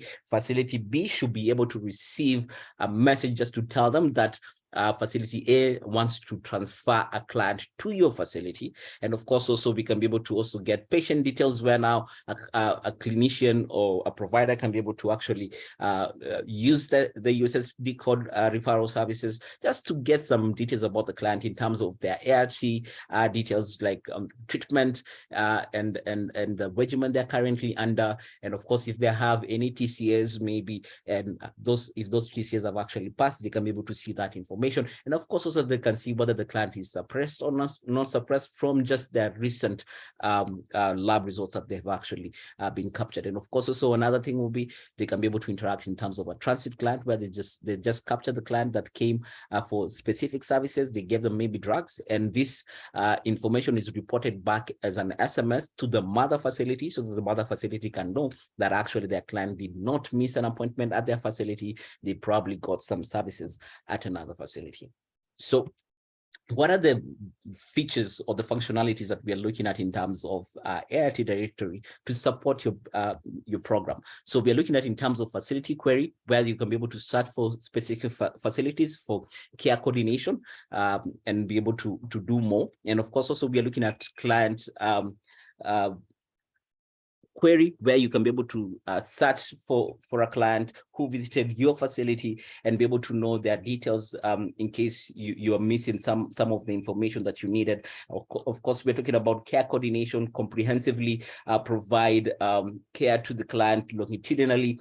And this is because you are able to coordinate between two caregivers in terms of the client. Then, of course, we are looking at in terms of client transfer. You can move a client from one facility to another facility. And also you can be able to use the get client details to be able to view treatment details of the client. So what are the benefits? We are looking at monitoring, of course, of silent transfers of clients. You can be able to also monitor longitudinal care provision. We can also be able to see the reduced IIT reporting across HIV programming if this is implemented very well. And of course, also we can be able to see in terms of comprehensive care package provision to the client provided, and we can be able to seek end-to-end care due to client treatment data being available for the caregivers to see. So let me jump quickly into the P-Survey, which will be the last application. Then I'll hand it over back to Faye. So the P-Survey application, the main aim when we were coming up with the application was mainly just to be able to support innovative interaction with the patient, but also with the caregiver. So using the P-Survey application, you can be able to collect data through questionnaires, and this data can be able to inform you where you can be able to make changes in terms of your program, just to be able to now support a specific outcome, and you can be able to collect data on specific use cases. So just to jump into what the P-Survey application looks like, we have, we've made it to be a client-centeredness in terms of the surveys. And of course, like I've said, it will support in terms of program surveys and of places of interest or areas of interest. So to start with, of course, you can be able to create the survey on the web application. Once that has been created, as you can see on the right side of your screen, it will provide you all the surveys that have been created, which now you can be able to take through a client at a facility level. You as the user at the facility level, as the healthcare provider, you can see the specific questionnaires maybe have been put into the survey. So you'll of course ask for consent before you can be able to start on your person of interest. Then of course, with that consent, what we do, we anonymize that. We make sure that, of course, you cannot be able to track or be able to marry the two. And of course, also we can be able to provide in terms of provider enumerator, or you can be able to enter as many responses as possible through the app. You can also be able to just view all these responses on the dashboard for P-Survey, that now you can be able to make decision from that. And of course, now we can be able to provide you with programming for AP control through those questionnaires that maybe you have come up with. So the main message for P-Survey basically is you can use it for specific use cases. Like one of the use cases that P-Survey was recently used and is still underway is the return to care survey, where we are trying to find out what has made a client return to care for those ones who fell and IIT. So just to look at what the features are, the functionalities, we are you can be able to have time-bound surveys or questionnaires that you actually push to your facilities. It can be time-bound, so you can be able to say this survey should be running from this month to this month, or from this day to this day, using that functionality. You can also be able to have user access and role-based management, where you can have, of course, at the agency level. You can also have at the national level, you can be able to also have county and sub-county, and of course also you can be able to have at the facility level where they can also come up with their own surveys. Then also, of course, also we have facility-based specific surveys that I had mentioned. We have skip patterns, which allows users to be able to skip some questions depending on the answers on a previous question. We also have data validation, which provides us to be able to give you quality data, because now there's date formatting and also there's number inputs within the same questionnaires you can be able to come up with. Then what are the benefits? Of course, we are looking at efficiency in terms of timely relay of information of clients with suboptimal health outcomes. We are seeing accessibility, where improved information, you can be able to see this information, whether qualitative or quantitative, you can actually use that data. Then of course, data use, we are looking at in terms of timely decision making. We are looking at questionnaires that are very verifiable. This is through client UIDs. You can actually be able to say you want a cohort of CCC numbers to be taken through this questionnaire, and you can verify against that. And of course, also we have extendability of this system to be able to support other systems like Nishauri in terms of inbuilt app surveys. And with that, I would like to invite Frida to just be able to take us through the Kenya HMIS toolkit. Thank you. Thank you so much, Cosmas. Good afternoon, everyone. Can you hear me? Cosmas, please confirm that. Yes, Frida. Frida, we can hear you. Proceed. Thank you so much. So I'm going to take you through our new application that is called the Kenya HMIS Toolkit. So Kenya HMIS Toolkit is basically supposed to help in auto upgrading your Kenya MR versions. So Cosmas, please, next slide. So previously, upgrading of facilities required that users would download the new versions from Kenya HMIS GitHub and then come back to the facility and manually upgrade the system. So this worked well for some sites, but some other sites, this became a nightmare, a technical nightmare, because some people without technical personnel were not able to do this remotely. And for facilities that didn't really have champions on the ground to be able to perform this, the upgrade process. So with the introduction of the Kenya HMIS Toolkit, currently now the system is able to upgrade at the facility level with ease and with minimal errors. So the toolkit will notify the users of the new system versions that are available, and it will provide free installation that doesn't require human intervention. All you'll need to do is to click on the upgrade and everything will be done to you. So for you to be able to set up the toolkit, you'll of course need internet connectivity in the facility for it to be able to install the dependencies, as well as download the application, the toolkit itself from the GitHub repository. Then once you've done that, then you'll need to run some few codes for the first installation that will provide in the SOP, which will also be shared here. And then you'll be able to see what you're currently seeing on the screen, the Kenya HMIS application toolkit. So after it has successfully installed, what you'll be able to see is the current version of the EMR that is running in your EMR. And then you'll also be able to see if there's a new version that is different from whatever you've installed in the facility, that will be flagged out. Like for example, in the screen, you're able to see Kenya MR version 18.3.0 is available.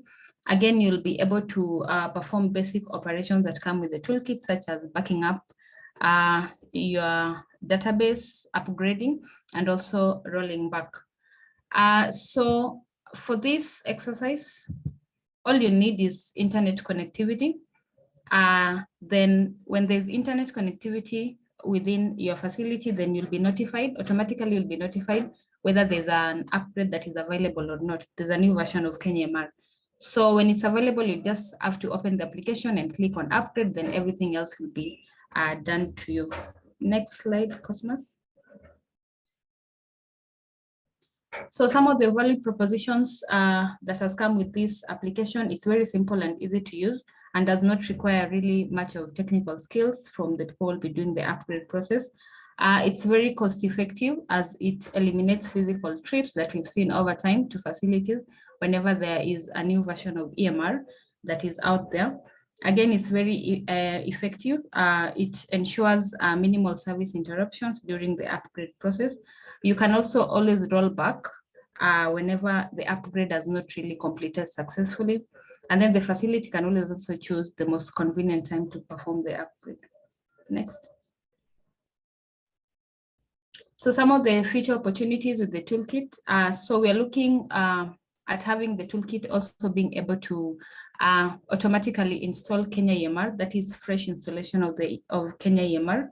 Again, you're looking at expanding this to be able to support installation and upgrade of other products apart from just the Kenya EMR application. Also, we are looking at the toolkit being able to support pushing of messages and notifications to facilities. Of course, this will be linked to the Ushauri application. So I would like to just share my screen for a second. So we are also Let me just share my screen.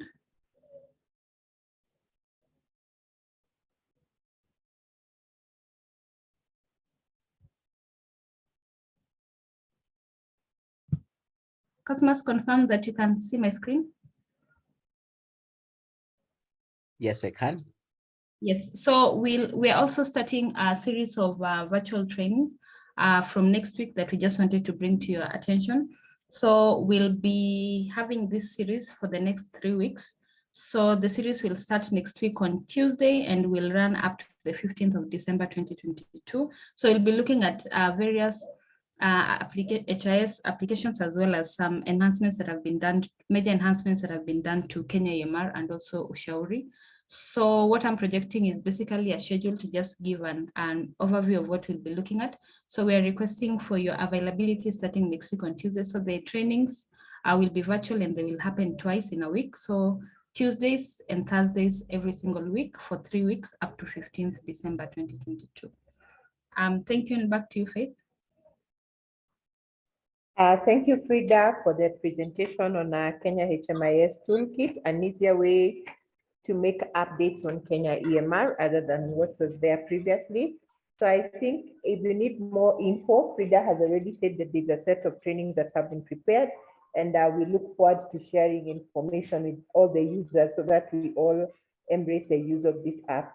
So thank you, team, and thank you, the presenters this far. And I still request our previous presenters kindly check on the chat boxes. There are quite a number of questions, and thank you to Ken, Songo, Dr. Kimanga, and Frida, who are responding to some of the issues that have been raised. So I request that we make sure that we still continue responding to the issues that and the concerns that are being raised by the youth.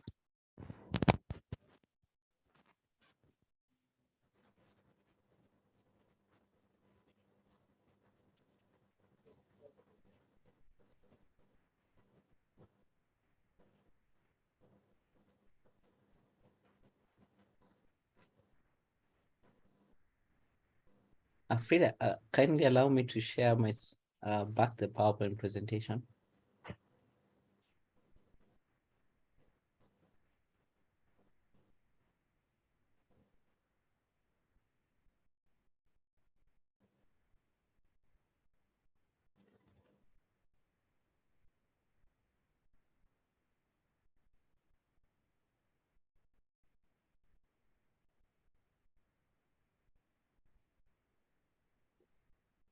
Faith, can you hear me?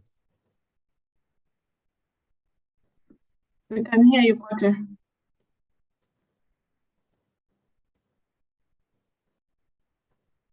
Right, Lilian, would you like me to share my screen, or you'll be able to do that on your end? Kindly share your screen.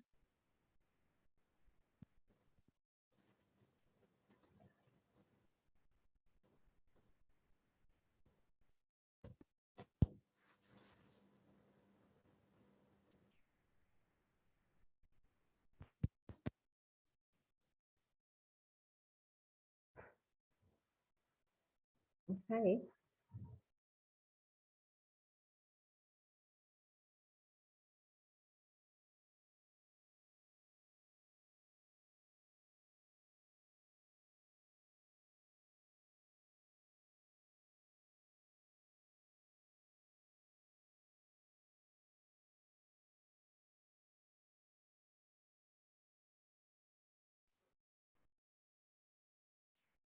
So can someone confirm they can hear me? Songo, can you hear me? Faith, we can hear you.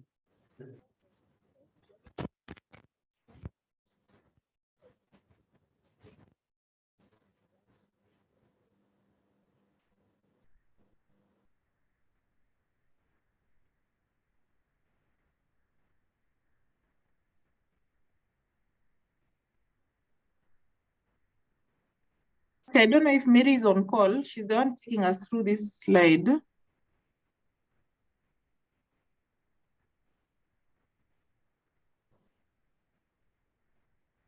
We can move to data use, then or ask her. She's asking to be unmuted.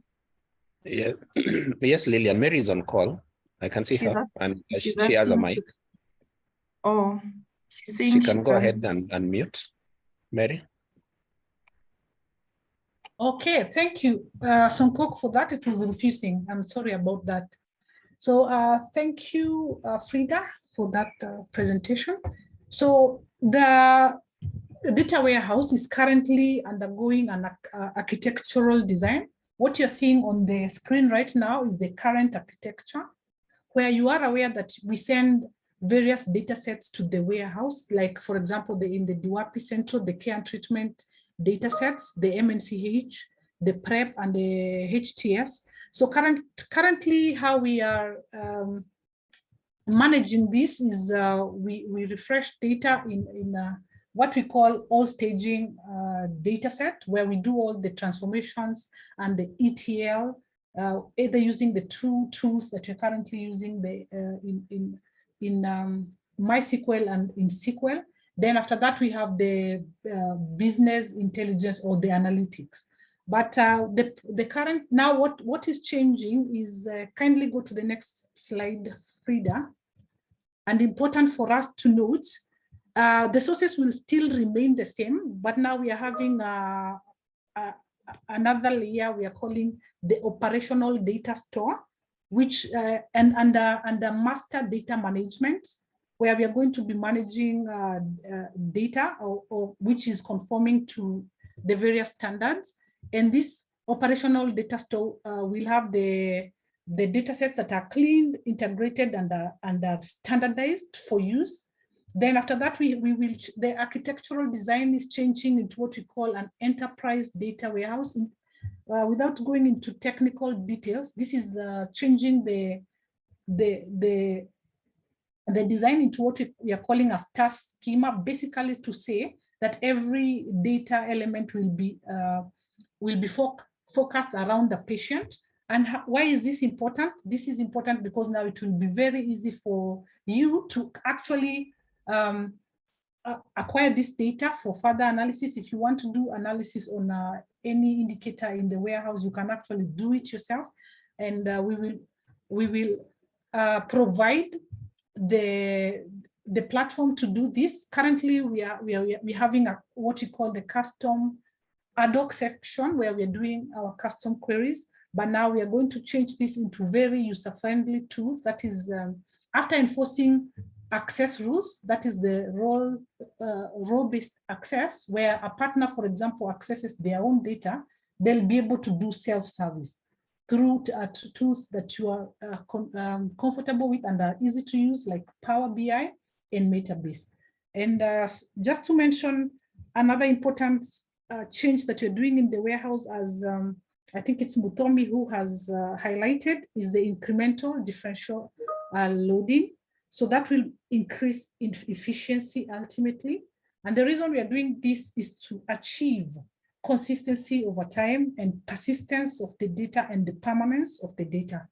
Then now we will still maintain the data visualization dashboards and other analytics products. The self-service will be there, accessible, as I've said, through the Power BI and Metabase and Superset, and it will also include some GIS products. Then we will have a data exchange layer where we actually receive data in the warehouse and actually exchange data. We can receive or give out the data to our various stakeholders, and we still continue to do predictive analysis for machine learning. So I think that is the key highlight of the new changes that are coming in a few months for the new data warehouse architecture. Thank you, Lilian, and I think over to you. Thank you, Mary. Very interesting, very good. I think the warehouse is my favorite. So Mary and team, just be sure that I will get back to you for a detailed presentation, especially to a few of the SIT people, so that you can be able to understand this architecture. Being a data user more than a data generator, I think it would be important for all of us. This is a biased statement, but just a bit excited about the new architecture. So So thanks, Mary, for that. So we move on to the last bit where Lillian is going to take us through her session on data use. I must also say data use is another very interesting aspect, especially for the managers at all levels, facility, sub-county, county, and national level. And I think we have very adequate data for decision making from our EMRs and also our repositories, especially the National Data Warehouse for case-based data and KHIS for aggregate data. And so use of data is an emphasis that we are driving very much, and I think it's going to be our next big action on how to optimally utilize the data that we've been able to collect. So over to you, Lillian, for the data use case on prevention. Faith, I'm going to take the team through a data use case on prevention, specifically PrEP. Next slide. So the analysis objective and approach is as follows. Objective number one is to determine the number of clients who are on PrEP and turned positive. Then objective number two is to determine the cause of the client seroconversion. Then objective number three is to determine the linkage to care of PrEP clients who seroconverted. Number four is to determine the viral load eligibility for these clients and track the VL results for those eligible. Then last one is to determine the treatment outcomes of this patient by the end of September 30th. Then the analysis approach was an analysis was carried out between the period of October 2021, that is financial year 22, to September 2022. Then seroconversion is determined by PrEP clients that were newly enrolled or came for initiation or follow-up visits in the analysis period. Next slide.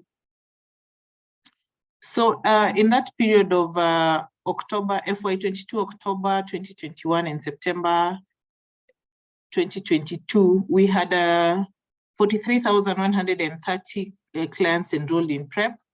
Among them, 55, which proportionates to 0.13 clients seroconverted. Next slide. Then the distribution of those clients that seroconverted, the 55, by age category and gender is as follows.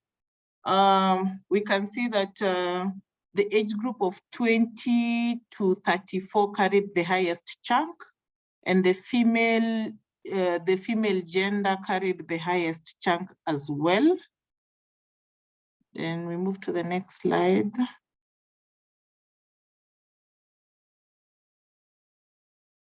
Then the duration on PrEP among clients who turned positive. The 55 who seroconverted, 10 of them had been on PrEP for less than a month. 18 of them had been on PrEP for the period of between 1 and 3 months. 7 of them were on PrEP for the period of 4 to 6 months. And 20 of them had been on PrEP for the period of 7+ months. Next slide. Then what were the risk behaviors of the 55 clients who seroconverted? Clearly, there's a documentation issue on risk behaviors of PrEP clients. So 22 had undocumented risk behavior. Then 20 had inconsistent or no use of condom. Then 16 had more than one sexual partner. 11 among them had transactional sex. Then 3 among them had recurrent sex under influence of alcohol or recreational drugs. Then 3 were using needles and sharing needles and syringes. Then 1 had a recent STI in the past 6 months. Next. Then among the 55, how many were linked to ART? So a proportion of 58% was linked to ART, and 42% were not linked to ART. Linkage here is determined by concatenating the patient PK, MFL code of the facility, and the date of birth to track the clients. As you can see, some facilities change the patient PK from one service delivery point to the other. So we have to concatenate the three so that we can find the unique client. Next.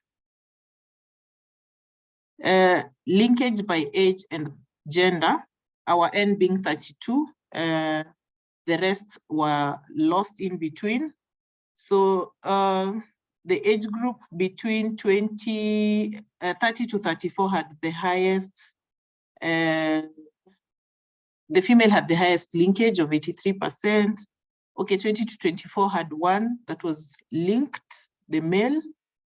Yeah, and the cascade is as follows. Next. Then time to ART initiation for the 32 clients.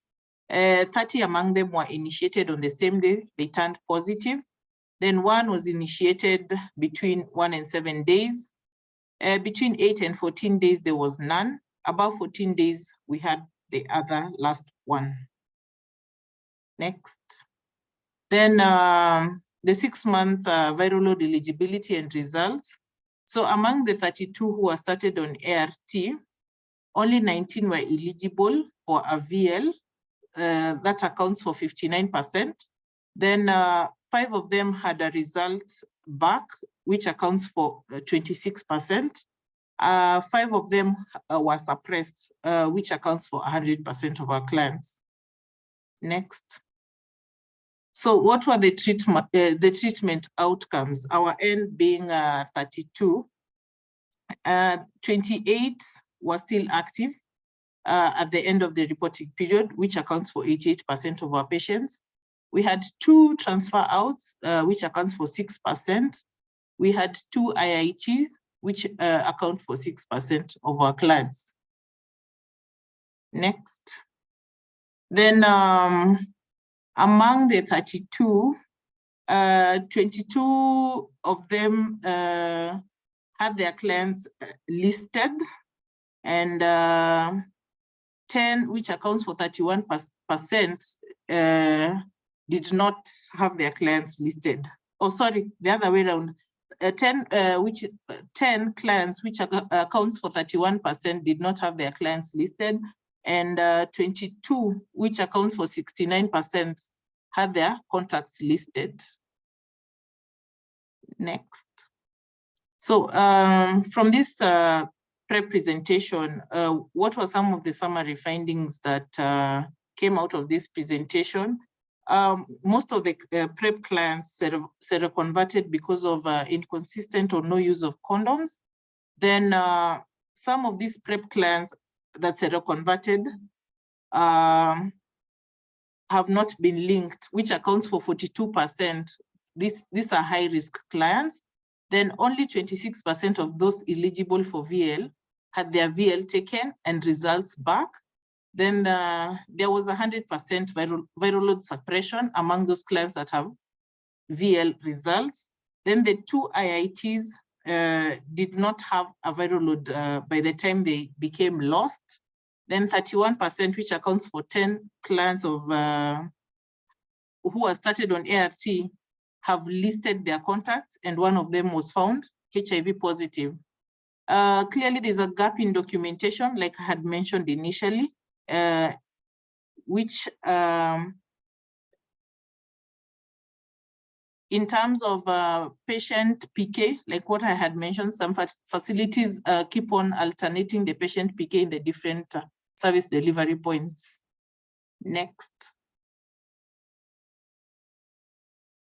So some of the recommendations that we came up with from this prep program was that we should put in strategies to improve on the documentation of risk factors among prep clients, then leverage on the P-survey tool to elucidate more risk factors for seroconversion, then implement strategies in line listing clients who seroconvert and elicit their sexual partners. Then the prep program should leverage on the NUPI for all clients seeking HIV services to promote longitudinal tracking of clients in the continuum of care. Then the HIV treatment program should implement strategies to improve viral load testing and tracking of clients with IIT. That is the end of my presentation. I hand it back to Faith. Thank you. Thank you, Lillian. A very good data use case in regards to prevention, very informative. And I think this is the way to go. I would propose that moving forward, we will have sessions or webinars where managers at different levels, this includes facilities and counties, will tell us stories about what their data is telling us in regards to HIV, either prevention, care, and treatment, whatever level of analysis you'd like to do. So I think it is something that we need to emphasize. And as you have seen from what Lillian has presented, we can really be able to use our data to already predict what is going to happen to our clients who are on PrEP, even for those who are on care, who's most likely going to have a suppressed BL and who is not going to have a suppressed BL. So please let's not just collect data and say it is for national level use, it is for use by all of us for decision making. And when we make decisions and make things right from the lowest level, which is the facility where the data is coming from, then certainly whatever is left at the national level becomes less. So let's embrace the spirit of use of data, and I'm certain it will tell us very good stories about this. So we'll also probably, and this is a recommendation to the team lead for series, have sessions or workshops or some place where we can be able to present on data use and be able to make meaning out of the data. You can present just like Lillian has been able to present, and then we can be able to speak about it and inform what we are doing, our policies and the decisions we are making in regards to patient care. So that marks the end of our presenters. I want to really appreciate the presentation from our 8 presenters. Dr. Madiva, who presented on the progress of the verification process. And then we had Wango, who gave us about an update on the data dump, the recent one that is supposed to be done. And then thank you, Mudomi, also for your presentation on the new releases in the Kenya EMR. And then we had Valentine, who took us also through part of the new releases and the bug fixes that have been done. Kote and Frida took us through the applications that are available. You have seen we have a lot of mobile applications that can do good and great things for patients. And the good thing is that they are patient-centric. So they're more useful to making sure that the patient receives the care even at their desk or at their place of choice. And then we have Mary and Lillian, who have been able to take us through the upgrade of the national data warehouse, and then just a brief on the new architecture, and Lillian has been able to do data use. So there are quite a number of questions again that have been asked. So I will just highlight some of them, and I will also request my co-chair, the other chair of the other session, Songoki, in case I just leave out anything you can highlight, and I will point the questions to the presenters of the session, and then they can be able to speak to them. Then probably after that, I will give an opportunity to the first 5 people to raise their hands to just have an audio questioning session, and then probably we can end the session there. So majority of them have been responded to. So I've been reading the responses from our colleagues, and what could be missing is just a few. One, and this I will hand to Dr. Madiva. What's the way forward for ASAL counties? It's a concern from our colleagues from the ASAL counties. I know you spoke into it during your presentation that you have a plan, but I think it's good for you just to reassure the team that there's a plan for ASAL in regards to verification and even use of the electronic medical records moving forward.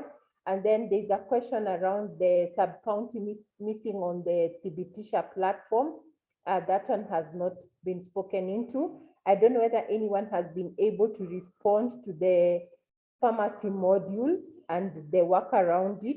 There is a concern that it's taking a while for you to be able to complete the working sessions. And then again, I think the pharmacy module, I will give it to Eric, to Mudomi to respond to that. And then we have the editing of the ID, which is still not very clear. I have seen a lot of recommendations have been given by Ogutu that if you have challenges with the NUPI and any EMR workaround, you can always reach out to the help desk through the number that has been posted several times on the chat box, and then the help desk can be able to respond to that. And then we have a question on the use of the birth certificate for clients who are over 18 and do not have an ID. What would you recommend for that? And then the other one is, okay, the other concern that has really come is about the way the new NUPI is being generated compared to the previous NUPI. As in, the new NUPI looks like an M-Pesa code. I think that has been responded to by Songok, that it is okay. There is a definition for every time. So merging the two NUPI numbers, the previous one and this one, system-wise, I don't think is a challenge, because you can always keep the definition of the previous and match with the definition of the current, and then you will be able to get the NUPI numbers as per that particular time. And then there was a question around Nishauri. Is it offline or online? So this, I think Cosmas can be able to speak to that. On how to update the apps, that has already been responded on the chat box, and a link has been shared on how to be able to do that. And then there's an error that's 500 internal error. So I think this is something that you can speak to the help desk to be able to help you. And then there's a question finally to Lillian, for the clients who are not linked to care, is it possible to have a list by facility? I mean, the list by facilities so that they can be able to action. So those are some of the few questions. The respective people can be able to respond to that. So I will start off with the first presenter, Dr. Madiba. You can speak to the NUPI issues that have been raised. Probably some of them I might not have documented, but I'm certain you have read through the chat boxes. So over to you, Dr. Madiba. Yeah, thank you. Thank you, Faith. Probably I'll talk about ASAL. Then I know Jared and Ian Minara are in this call. I'll give them an opportunity to just probably respond to some of the central registry issues now that they're here. But for the ASAL counties, they're actually in the plan, including to the plans of extending EMR to those counties. The only problem that we have is the procurements at the Ministry of Health that have really taken longer. Because when you even look at our NASCOP plans, including GF plans, one of the things that we wanted to do, especially this year, and Faith will actually tell you that, is to actually increase our EMR coverage. And we're actually looking at ASAL counties. So procurements have really taken long, and we are waiting for the procurements to actually complete so that we can actually move to ASAL when it comes to EMRs, because we have we've already procured the computers and all that. So we are hoping that this coming year we'll be able to really work on that and at least have EMR coverage moving to ASAL counties. For the verification exercise, I think we've also had procurement still taking quite long. And all of us will agree that in most webinars that we've had, we've actually talked about tablets that we've actually procured, not just for ASAL, but even for these other non-EMR facilities away from ASAL. And they've really taken long. We know how the procurement processes within the government normally are. And therefore, we are patient, hoping that the process will be completed soon, especially for the tablets, so that the ASAL counties can also come in. We are happy because our PEPFAR colleagues and partners were able to come through for PEFA-supported sites that are an EMR to ensure that that happens. So the ASAL counties should have an assurance that the plans are there. We just had challenges with probably a few issues to do with the procurements and all that, but everything has already been planned, and I'm very sure the moment we get hold of some of this infrastructure and equipment will actually be there, and will ensure that the process takes place effectively. For the other central registry NUPI issues, I don't know whether Minara, you can come in, or Jared, and just probably respond to some of the issues.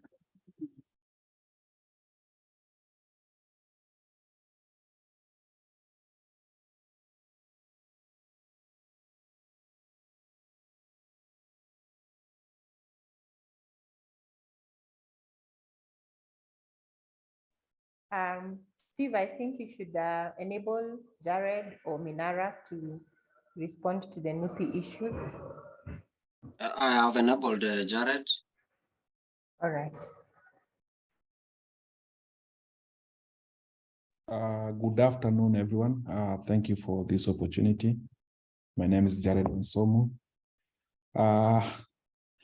I can't see the questions. I don't know if someone can project the questions so that we can be able to respond to the questions regarding the unique patient ID.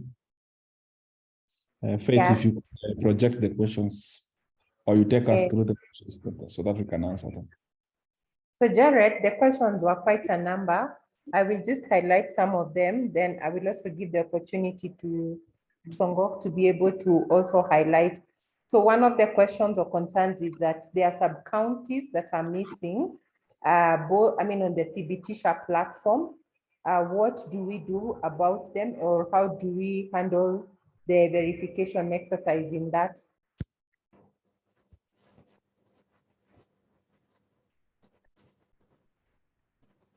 Just go ahead. I can pick several and then I respond at once.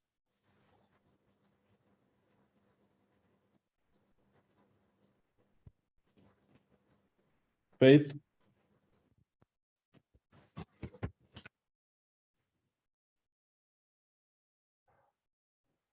Can you hear me, Jared? Yes, I can hear you now. Yeah, so the other one is about the editing of the erroneous ID. So that is also a question. And then I think this is for all of us to discuss issues around no birth certificate at all, no ID. So what's the way forward? And also for adults who do not have IDs but have birth certificates, are we able to proceed and use their birth certificates? So I think this is also guidance that we need to hear from that end. And then the other one is just an assurance of the new NUPI number format. Guys have said that it looks like an M-Pesa code. So it's just for you, it's good for you to give the background and why it is the way it is, so that we all understand and know that there's no difference between the previous NUPI number and the current NUPI number. And then the other one was, can the Thibitisha platform have an analysis of the verification progress? How is this from the Thibitisha platform, so that they can be able to monitor how they are doing? Yeah, so I think that's it. I don't know that Songok, you picked anything else in regards to the NUPI. Probably you can highlight for Jared to respond. Songok?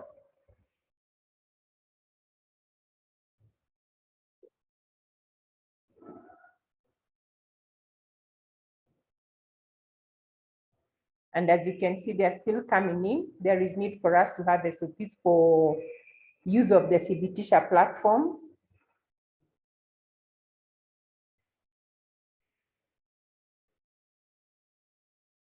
And how to handle clients who have been verified anywhere else. Songok, do you have any question? No, Faith, I think you have you have extensively captured all the questions that have been posted. So I don't want to repeat on the same, but I think Minara can go ahead and respond to them. Okay. So Jared. Jared, sorry, not Minara, Jared. Jared, over to you.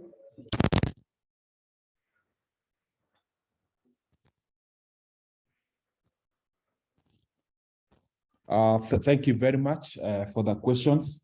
I will start with the first question with regard to missing sub-counties. Maybe I think we have to run again to ensure that all the sub-counties in the corresponding counties are captured within the system.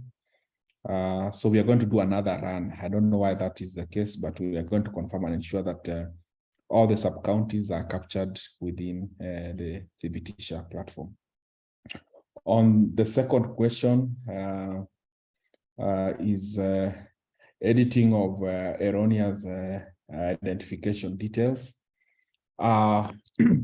What we've done at the client registry is that we don't allow automatic updates. We are going to have a two-level approach. One, you raise the update from the EMR, they're able to request for any updates, and that update will remain suspended at the national level, awaiting approval by the support team before that record is updated.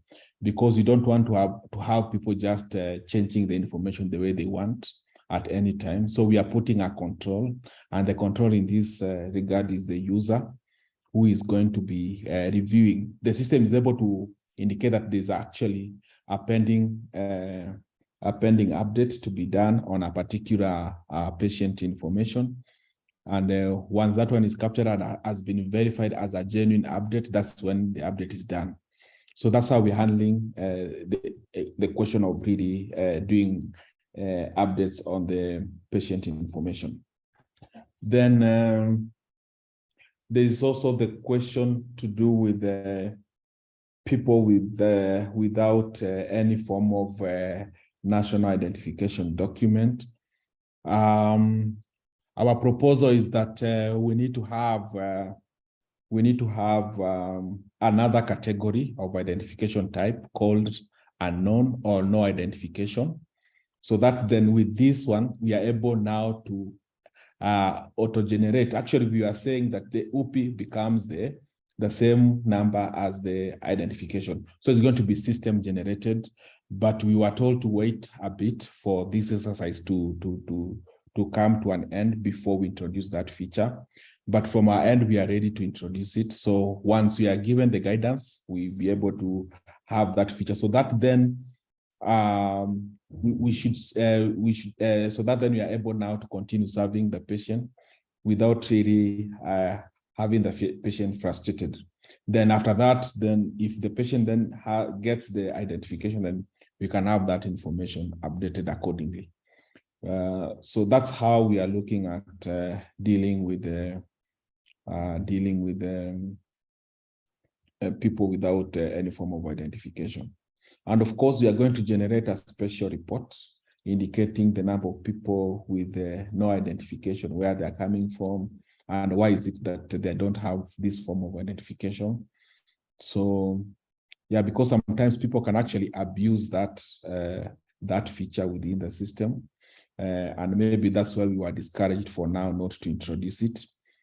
But yeah, so it's really, but there are those people who actually genuinely don't have any form of identification. And what we are saying is that at the hospital level, at the facility level, the health workers should encourage those people to really go and get the identification documents. Then I think the way the system is configured currently can still accept birth certificate for adults as a form of identification. Is not limiting. It's not limiting in terms of age. So we can have any identification used for any age. But of course, for any age, we can allow for that. It's only that we are saying as a default, we use for the minors, we use birth certificate. For the adults, Kenyans, we use national ID. For the foreigners, we are using passport or alien. And of course, we've also had cases whereby we've been requested to use the prisoner's ID, which we've already introduced in the system. So I think the list will be growing dynamically, depending on the needs and demands from various scenarios that we are facing as we implement this system. But ideally, we could want to limit the identification types to largely to the three main identifications. This is really important, and we are saying that we are giving priority to birth certificate, national ID, and passport. Depending if you are minor, passport; if you are an adult, Kenyan, we use national ID, and if you are a foreigner, then we use the passport ID, passport number. Otherwise, then if those options are missing, that's when we go to other options. That is really the message that needs to go out there. And maybe another thing we are also encouraging is that even as we serve our clients, they need to produce the IDs as they are being served through the system. On the question of the UPI looking like an M-Pesa number, this was deliberate. It's a security measure. We wanted to randomize the number as much as possible, so that then someone cannot be able to guess the number. So that's why we changed the format to make it as random as possible, to avoid people to avoid making it predictable. Then there's the question of having the analytics capabilities within Thibitisha. Yes, of course, Thibitisha is still under development. We have several features that are already in place. And going forward now, we'll be looking at how do we start generating reports, analytics, which we can even visualize for different stakeholders to consume. So we'll be working closely with various stakeholders involved to guide us on the kind of analytics that is supposed to be done, and we should be able to do that. I don't think whether it's a big problem. Then the last question is on the SOPs for Thibitisha. We have documentation around this. Maybe we'll be sharing. We have documentation. I don't know whether it's sufficient enough, but maybe we need to review this with the NASCOP to confirm that everything is captured as required before maybe sharing out to the rest of the people. I think that is it from my end. Thank you, and over to you, Faith. Thank you, Jared, for the responses in regards to NUPI and the operations under the under the EMR platforms, and also for the non-EMR sites that are using the Thibitisha app. So for any other concerns, please just do not hesitate to ask from the help desk, and I'm certain numbers have been given. So keep this coming. It's not just a one-off thing, since we are proceeding on with the exercise. So we move on to the next concern. I don't know whether Eric, you will speak into it about the pharmacy module.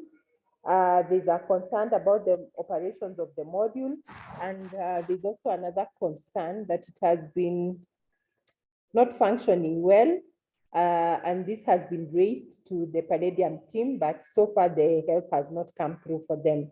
So I don't know whether, Eric, you can respond to that.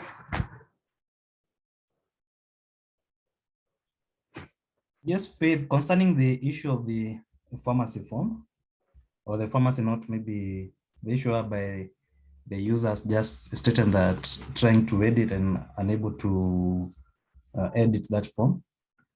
I've added on the chats, and even the help desk service guys are here and say that need to reach out to them so that they can be able to extensively look at that, knowing which even the name of the facility. So the number has been provided for the user to call so that they can be able to extensively look at that issue and be able to rectify it. Thank you. Okay, so thanks, Eric, for responding to that.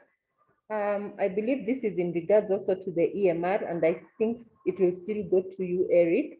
There are challenges with updating NUPI for clients who are highlighted in yellow and have extra forms to fill like CADA unit number, and also the county and sub-county are not active. Is it possible? I don't know exactly what that means. It is from one of the participants. Maybe you can try and see if that English makes sense. If you're not able to respond to your concern, kindly just reach out again to the help desk. The number has been shared several times. Then they can be able to respond to you. So I don't know whether you know about this challenge of NUPI clients who are highlighted in yellow and they have an extra form to fill. So Faith, as Jared prepares to respond to that, there's also a question that was raised by Dr. Kimanga. Actually, and probably... I was coming to that. Oh, okay. It's a big question, a very big question. Okay. That's why I'm putting it on hold. All right, okay. Yeah. Dr. Kimanga has asked a very big question. So Dr. Amadiva, I guess you have read the question by Dr. Kimanga, and I don't know whether Dr. Sitene is still on board, because part of the guidance that Dr. Kimanga is seeking will require all of us to think through. So Eric, about the updating of the NUPI for clients who are highlighted in yellow and have an extra form to fill for CADA unit number.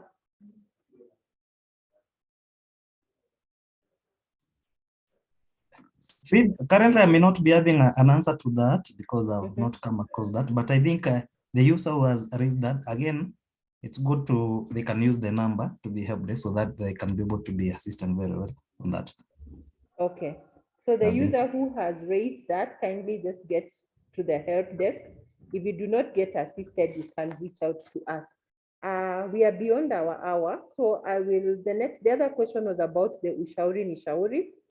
Cosmas alerted me that he could be dropping off the call, and the response to the Ushauri Nishauri, it's an online application, and for a client to utilize it, they require an Android phone. So that's the response to that.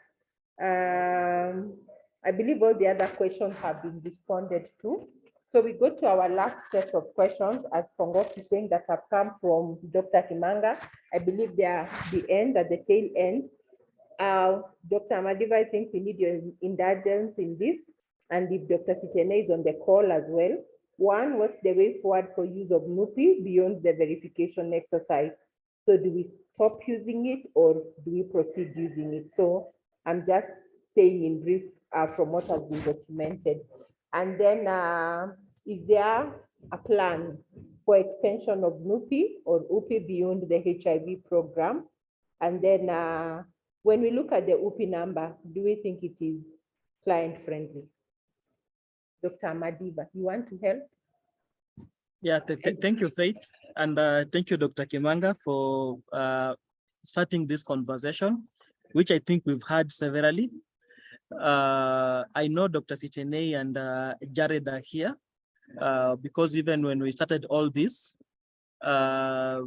we communicated that the NUPI on National Unique Patient Identifier might not just be for HIV services. It's just that the HIV program was very fast in having clients having the NUPI, but it goes beyond the verification exercise, because moving forward, that is the number that at the national level we'll be identifying our clients with, and at any given time, we'll expect any client which is who is on ART or even in care to have the national unique identifier, the number. And that means even beyond this verification exercise, as we get new clients, we'll be expecting them to actually register and get a NUPI, because now moving forward, those are the numbers that we'll be referring our clients to, especially at the national level.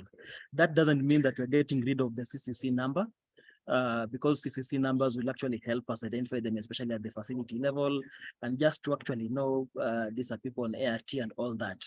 But when it comes to NUPI, NUPI is universal, not just for HIV, but for other services. And therefore, having a NUPI should not really discriminate you as someone who is probably living with HIV and getting HIV treatment. And that's why even currently, when you look at how the NUP is being generated, you realize that even some clients that are on PrEP and are not on ART have actually been given a NUP. So I think I'll stop there and let Jared and Dr. Sitenei talk about the client numbers and the NUP beyond HIV program. Thank you very much, Dr. Madiva, for that elaborate response with regard to the use cases for UPI. From the word go, the idea behind having UPI is really to serve all the clients, to be used by all the clients who are served within the health sector. So even as we speak, we are already connecting DAMU-KE, that is for blood management, to UPI. We've connected Chanjo to UPI. Of course, DHP is also connected to UPI. So it's not really dedicated for HIV patients. And that message, I think, should go out clearly to everyone. It's not for the HIV patients only, but it's for any client visiting the facility. And so it's not associated. So once you have UPI, does it mean that then you are an HIV patient? No. Then another concern in terms of how friendly the UPI is. I don't know, maybe this is something that we need to discuss around it. Initially, we were trying to be structured a bit, but because of we realized that someone can easily actually predict the number, and it becomes a security concern, because then if you can be able to generate it nicely, you can be able to predict and generate it, then it means that then you can start querying from the client registry. So to avoid that bit, we've tried to randomize it. So it might not look very friendly. It's not very predictable. And it is by design that we decided to do that one. Is from the security perspective, we've decided to make it as random as possible, a number that really, when you look at it, just like the M-Pesa one, yeah, actually that is the idea behind it, to make it as random as possible, to avoid it to be being predictable. Yeah, so, but we can still have a conversation around this on how to make it better. Any ideas are welcome, but that was our main rationale as to why we decided to make it the way it appears currently from the initial one that we had, having realized that people could actually predict. So, and you know, security is one of the major concerns that we have, and we have that responsibility to ensure that we are guaranteeing rights to privacy to our clients. Thank you, and over to you.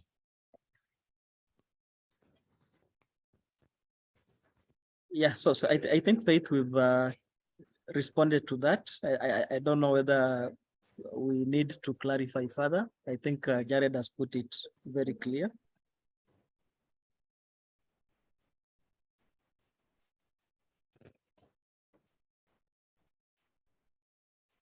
Faith, are you still in this meeting?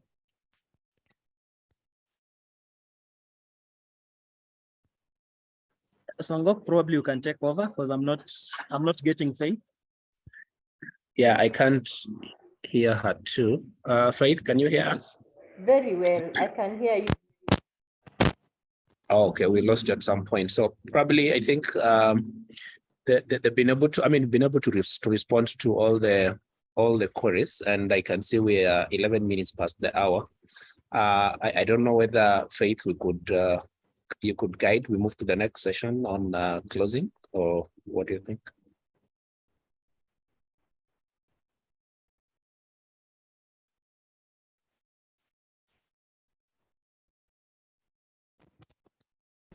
Can you hear me? No, I couldn't hear you from my end. But you can hear me now? Yes, it's clear. I can hear you. Okay, so we can move on to the last session. And Dr. Sitenei just requested I repeat the concerns. So Daktari, the concern was what's the way forward for NUPI as a number after verification? Do we still continue utilizing it? What is NUPI number going to extend beyond the HIV program? And I believe our colleagues have been able to respond to this. But I think as you prepare for your closing remarks, you can also talk into that. And the generation of the UPI number, there is a concern that it is not client friendly. I may not be able to quickly remember my NUPI number, remembering it for all of us. So there are suggestions on how best we can make this easier. And I think Gerard has welcomed opinions or thoughts from the rest of the crew so that we can be able to make the UPI number friendly. So Dr. Madiva, I will hand over this session to you. And thank you everybody for the active participation. We may not have been able to respond verbally to all the concerned, but I know some of them have been responded to in writing. And as I said, again, Ken has emphasized on the need of to use the customer care number or the help desk number. So let us utilize it to be able to sort out all our concerns. I'm sure whatever the Palladium team cannot solve, they can always extend this to our colleagues from the ministry. So thank you very much, everyone. And I hand it over to Dr. Madiva to do the closing session as we get remarks from Dr. Sitiene on the concerns as well. Asante. Thank you so much. Daktari, as you pick up, there's a concern. There's a concern that has been raised by Roslyn Sang. I am hoping you can also respond to the same. So she's asking whether all the updates were factored in the KDF instance of ML solutions. So probably if you're in a position, you can also speak to that as you close, and probably you can also look at Dr. Kimanga's concern. If you can also respond as you close. Thanks, and over to you. Yeah, thank you, Songok, Faith, and Dr. Kimanga. And I think, yeah, that's a good input. And I know that as we even validating the IDs and doing all that, part of the validation should even triangulating the data with what we already have in the database. And I think that is something that can actually be done. Thank you, Dr. Kimanga. So I want to thank everyone for joining into this call. I know it has been long, over 2 hours, but people have been patient in this call. That shows the commitment from all of us, especially from counties and every other person that is supporting this work. We cannot overemphasize how happy as NASCOP we are to work with each one of you in ensuring that at the end of the day, we have very good outcomes when it comes to client care. I know we've been here for long and we don't really have to take more time discussing and deliberating on issues that we've already talked about.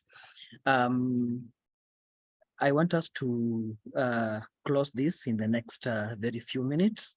But before we probably do that, and before probably bring in Dr. Sitiene, I know he has last remarks based on the discussion that has already happened here. But before he comes, because I want him to wrap up, as he will be giving his inputs. I don't know whether we had anyone from the CHRIOs, probably to just give us final remarks and represent the counties. Anyone from the CHRIO caucus?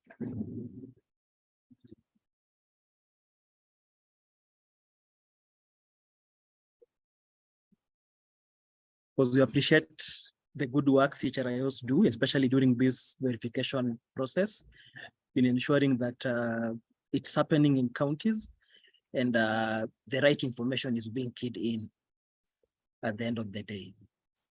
Any CHRIO in this call that can represent CHRIOs? I know we had Chair Casco.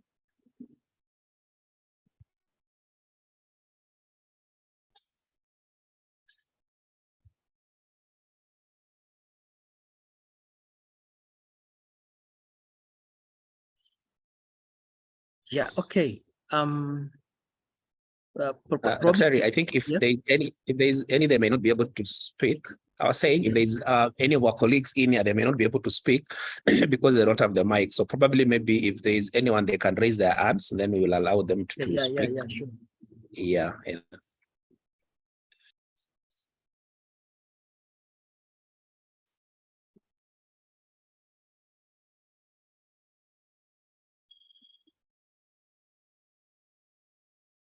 I'm not seeing any hand.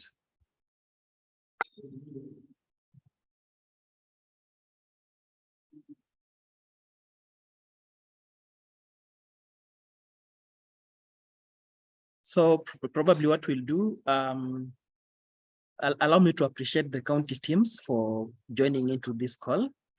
And we appreciate your commitment into all this, especially when it comes to digitizing our facilities. Of course, as we move forward, we'll ensure that most of our facilities are actually digitized because we have a plan, especially this coming year.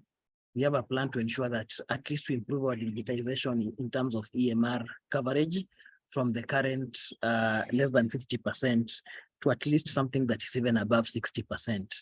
So we're hoping that the same collaboration will actually continue. For the data verification exercise, we still call for the same vigor that we've seen during the EMR verification exercise in the non-EMR facilities, so that at least we complete the exercise. For the ASAL counties, I think I've already emphasized on the plans that we have, and we are hoping that we'll close in with the procurement that we have at the moment to ensure that at least we come in as soon as possible and ensure that verification happens in these counties. And I think with that, allow me to bring in Dr. Sitene, who will give us his thoughts and inputs and also close for us this meeting. Thank you. Karibu, Dr. Sitene. Thank you very much, Dr. Madiva. I hope you can hear me. Mine is really to thank each and every one of you. I saw at the beginning of this meeting, we had more than 600 people who were participating, which is really record. Although I can see that the attrition rate is by now 50%, but still the people who have been in this meeting have made a lot of contributions. I had stepped out a bit, and perhaps that's the reason why I may not have been able to answer some of the questions, but I believe they have been addressed adequately by the team which has also been in this meeting. So I think initially I'd also said that we need to sort of agree that this process will have to have some quote an end. So because we cannot continue saying we are doing the verification forever. And I'm happy that the issues which are touching on these processes are starting to take shape, particularly on getting the right equipment for the non-EMR sites. And I guess that is a question which has been addressed, because what we needed were the gadgets which would be used there. And if there are still delays, I think it's important for us to really drill deep to find out what is happening. In the last meeting that was physical, that took place in NASCOP, there was somebody from Syndemic who had promised that the procurement process was ongoing and it should have been completed. So I don't know how far that has gone. I may have missed it in the conversation, but yes, it is important for us to quote finalize this exercise that we are doing. Having said that, I think there was a question on UPI, whether it is only for a particular group of persons. It is for all patients in Kenya. I would like to say that the policy has been signed. It is out. We have the hard copies. It is already available in the website. It is not for any particular disease. It's for all diseases in Kenya. And this will assist us, of course, to provide focused care and also to improve the quality of services. Having said that, I think this process for us also to be complete and to move faster, we need also to think about the question of integration of the systems and the pace at which we are doing that. So the faster we move in integrating the systems in the field and also with the Kenya EMR and the digital health platform, it will make our life easier. I think it may have been mentioned that the digital platform has now been rolled out. The initial counties are already starting to feel the impact of this as we start to move into their space. We are also rolling on the flip side, the community health information system, since Monday of this week in Migori. And all this system is basically to create a comprehensive system that meets the requirements of the Health Act 2017, particularly Section 105. And even as we do this, we are also contemplating to come up with part that is not being answered presently, and that is the surveillance tool. And we've basically agreed on how we are going to proceed, on how we are going to develop this tool. So I want to thank the partners who have been here, who have participated, and also to really keep engaging us and asking us that let us continue to make this exercise a success, because it is not for the HIV world. It is not for you as an individual. It is really for Kenya and Kenyans. So the better we do, the faster we do it, the better for all of us. I know some people have also been complaining that as we digitize systems, some people are being kicked out of job. I want to say, without fear of contradiction, that there is nobody who is going to be threatened. If anything, the value of your work is now becoming even much more flagged out, because you are the people who will be providing the information at all levels. So we are really making this to be better for us, to up our game, to make our position even felt much more than before. And the amount of work that is there for the exercise to be completed, I can want to assure you it is a lifetime. We will leave this work for others to continue doing. So it is work that is really ongoing. And with that, I want to thank each and every one of us, and to wish as well, even as we move to the next level, let us really think about, when do we say that this exercise is coming to an end? When do we say that our integration processes are complete? When do we say that we have digitized our systems in the field, not just for HIV, but for everybody, because that HIV patient can have anything else, and we need to move in that space. So the partners who are here, I pray that we work together in this space so that we make Kenya a proud country.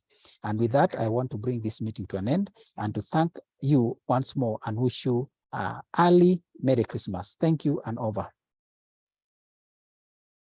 Yeah, thank you so much, Dr. Stenay. So Faith, I don't know who should pray for us as we are finishing this.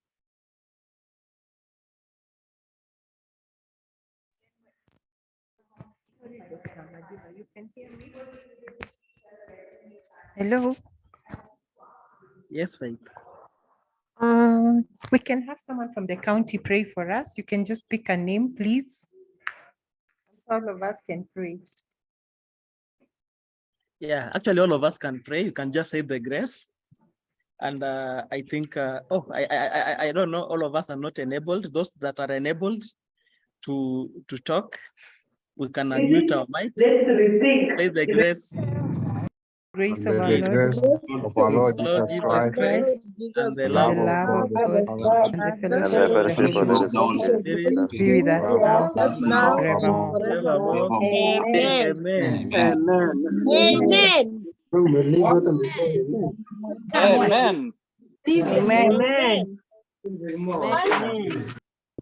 Merry Amen. Christmas. Thank you very much, Amen. everyone. Merry Christmas.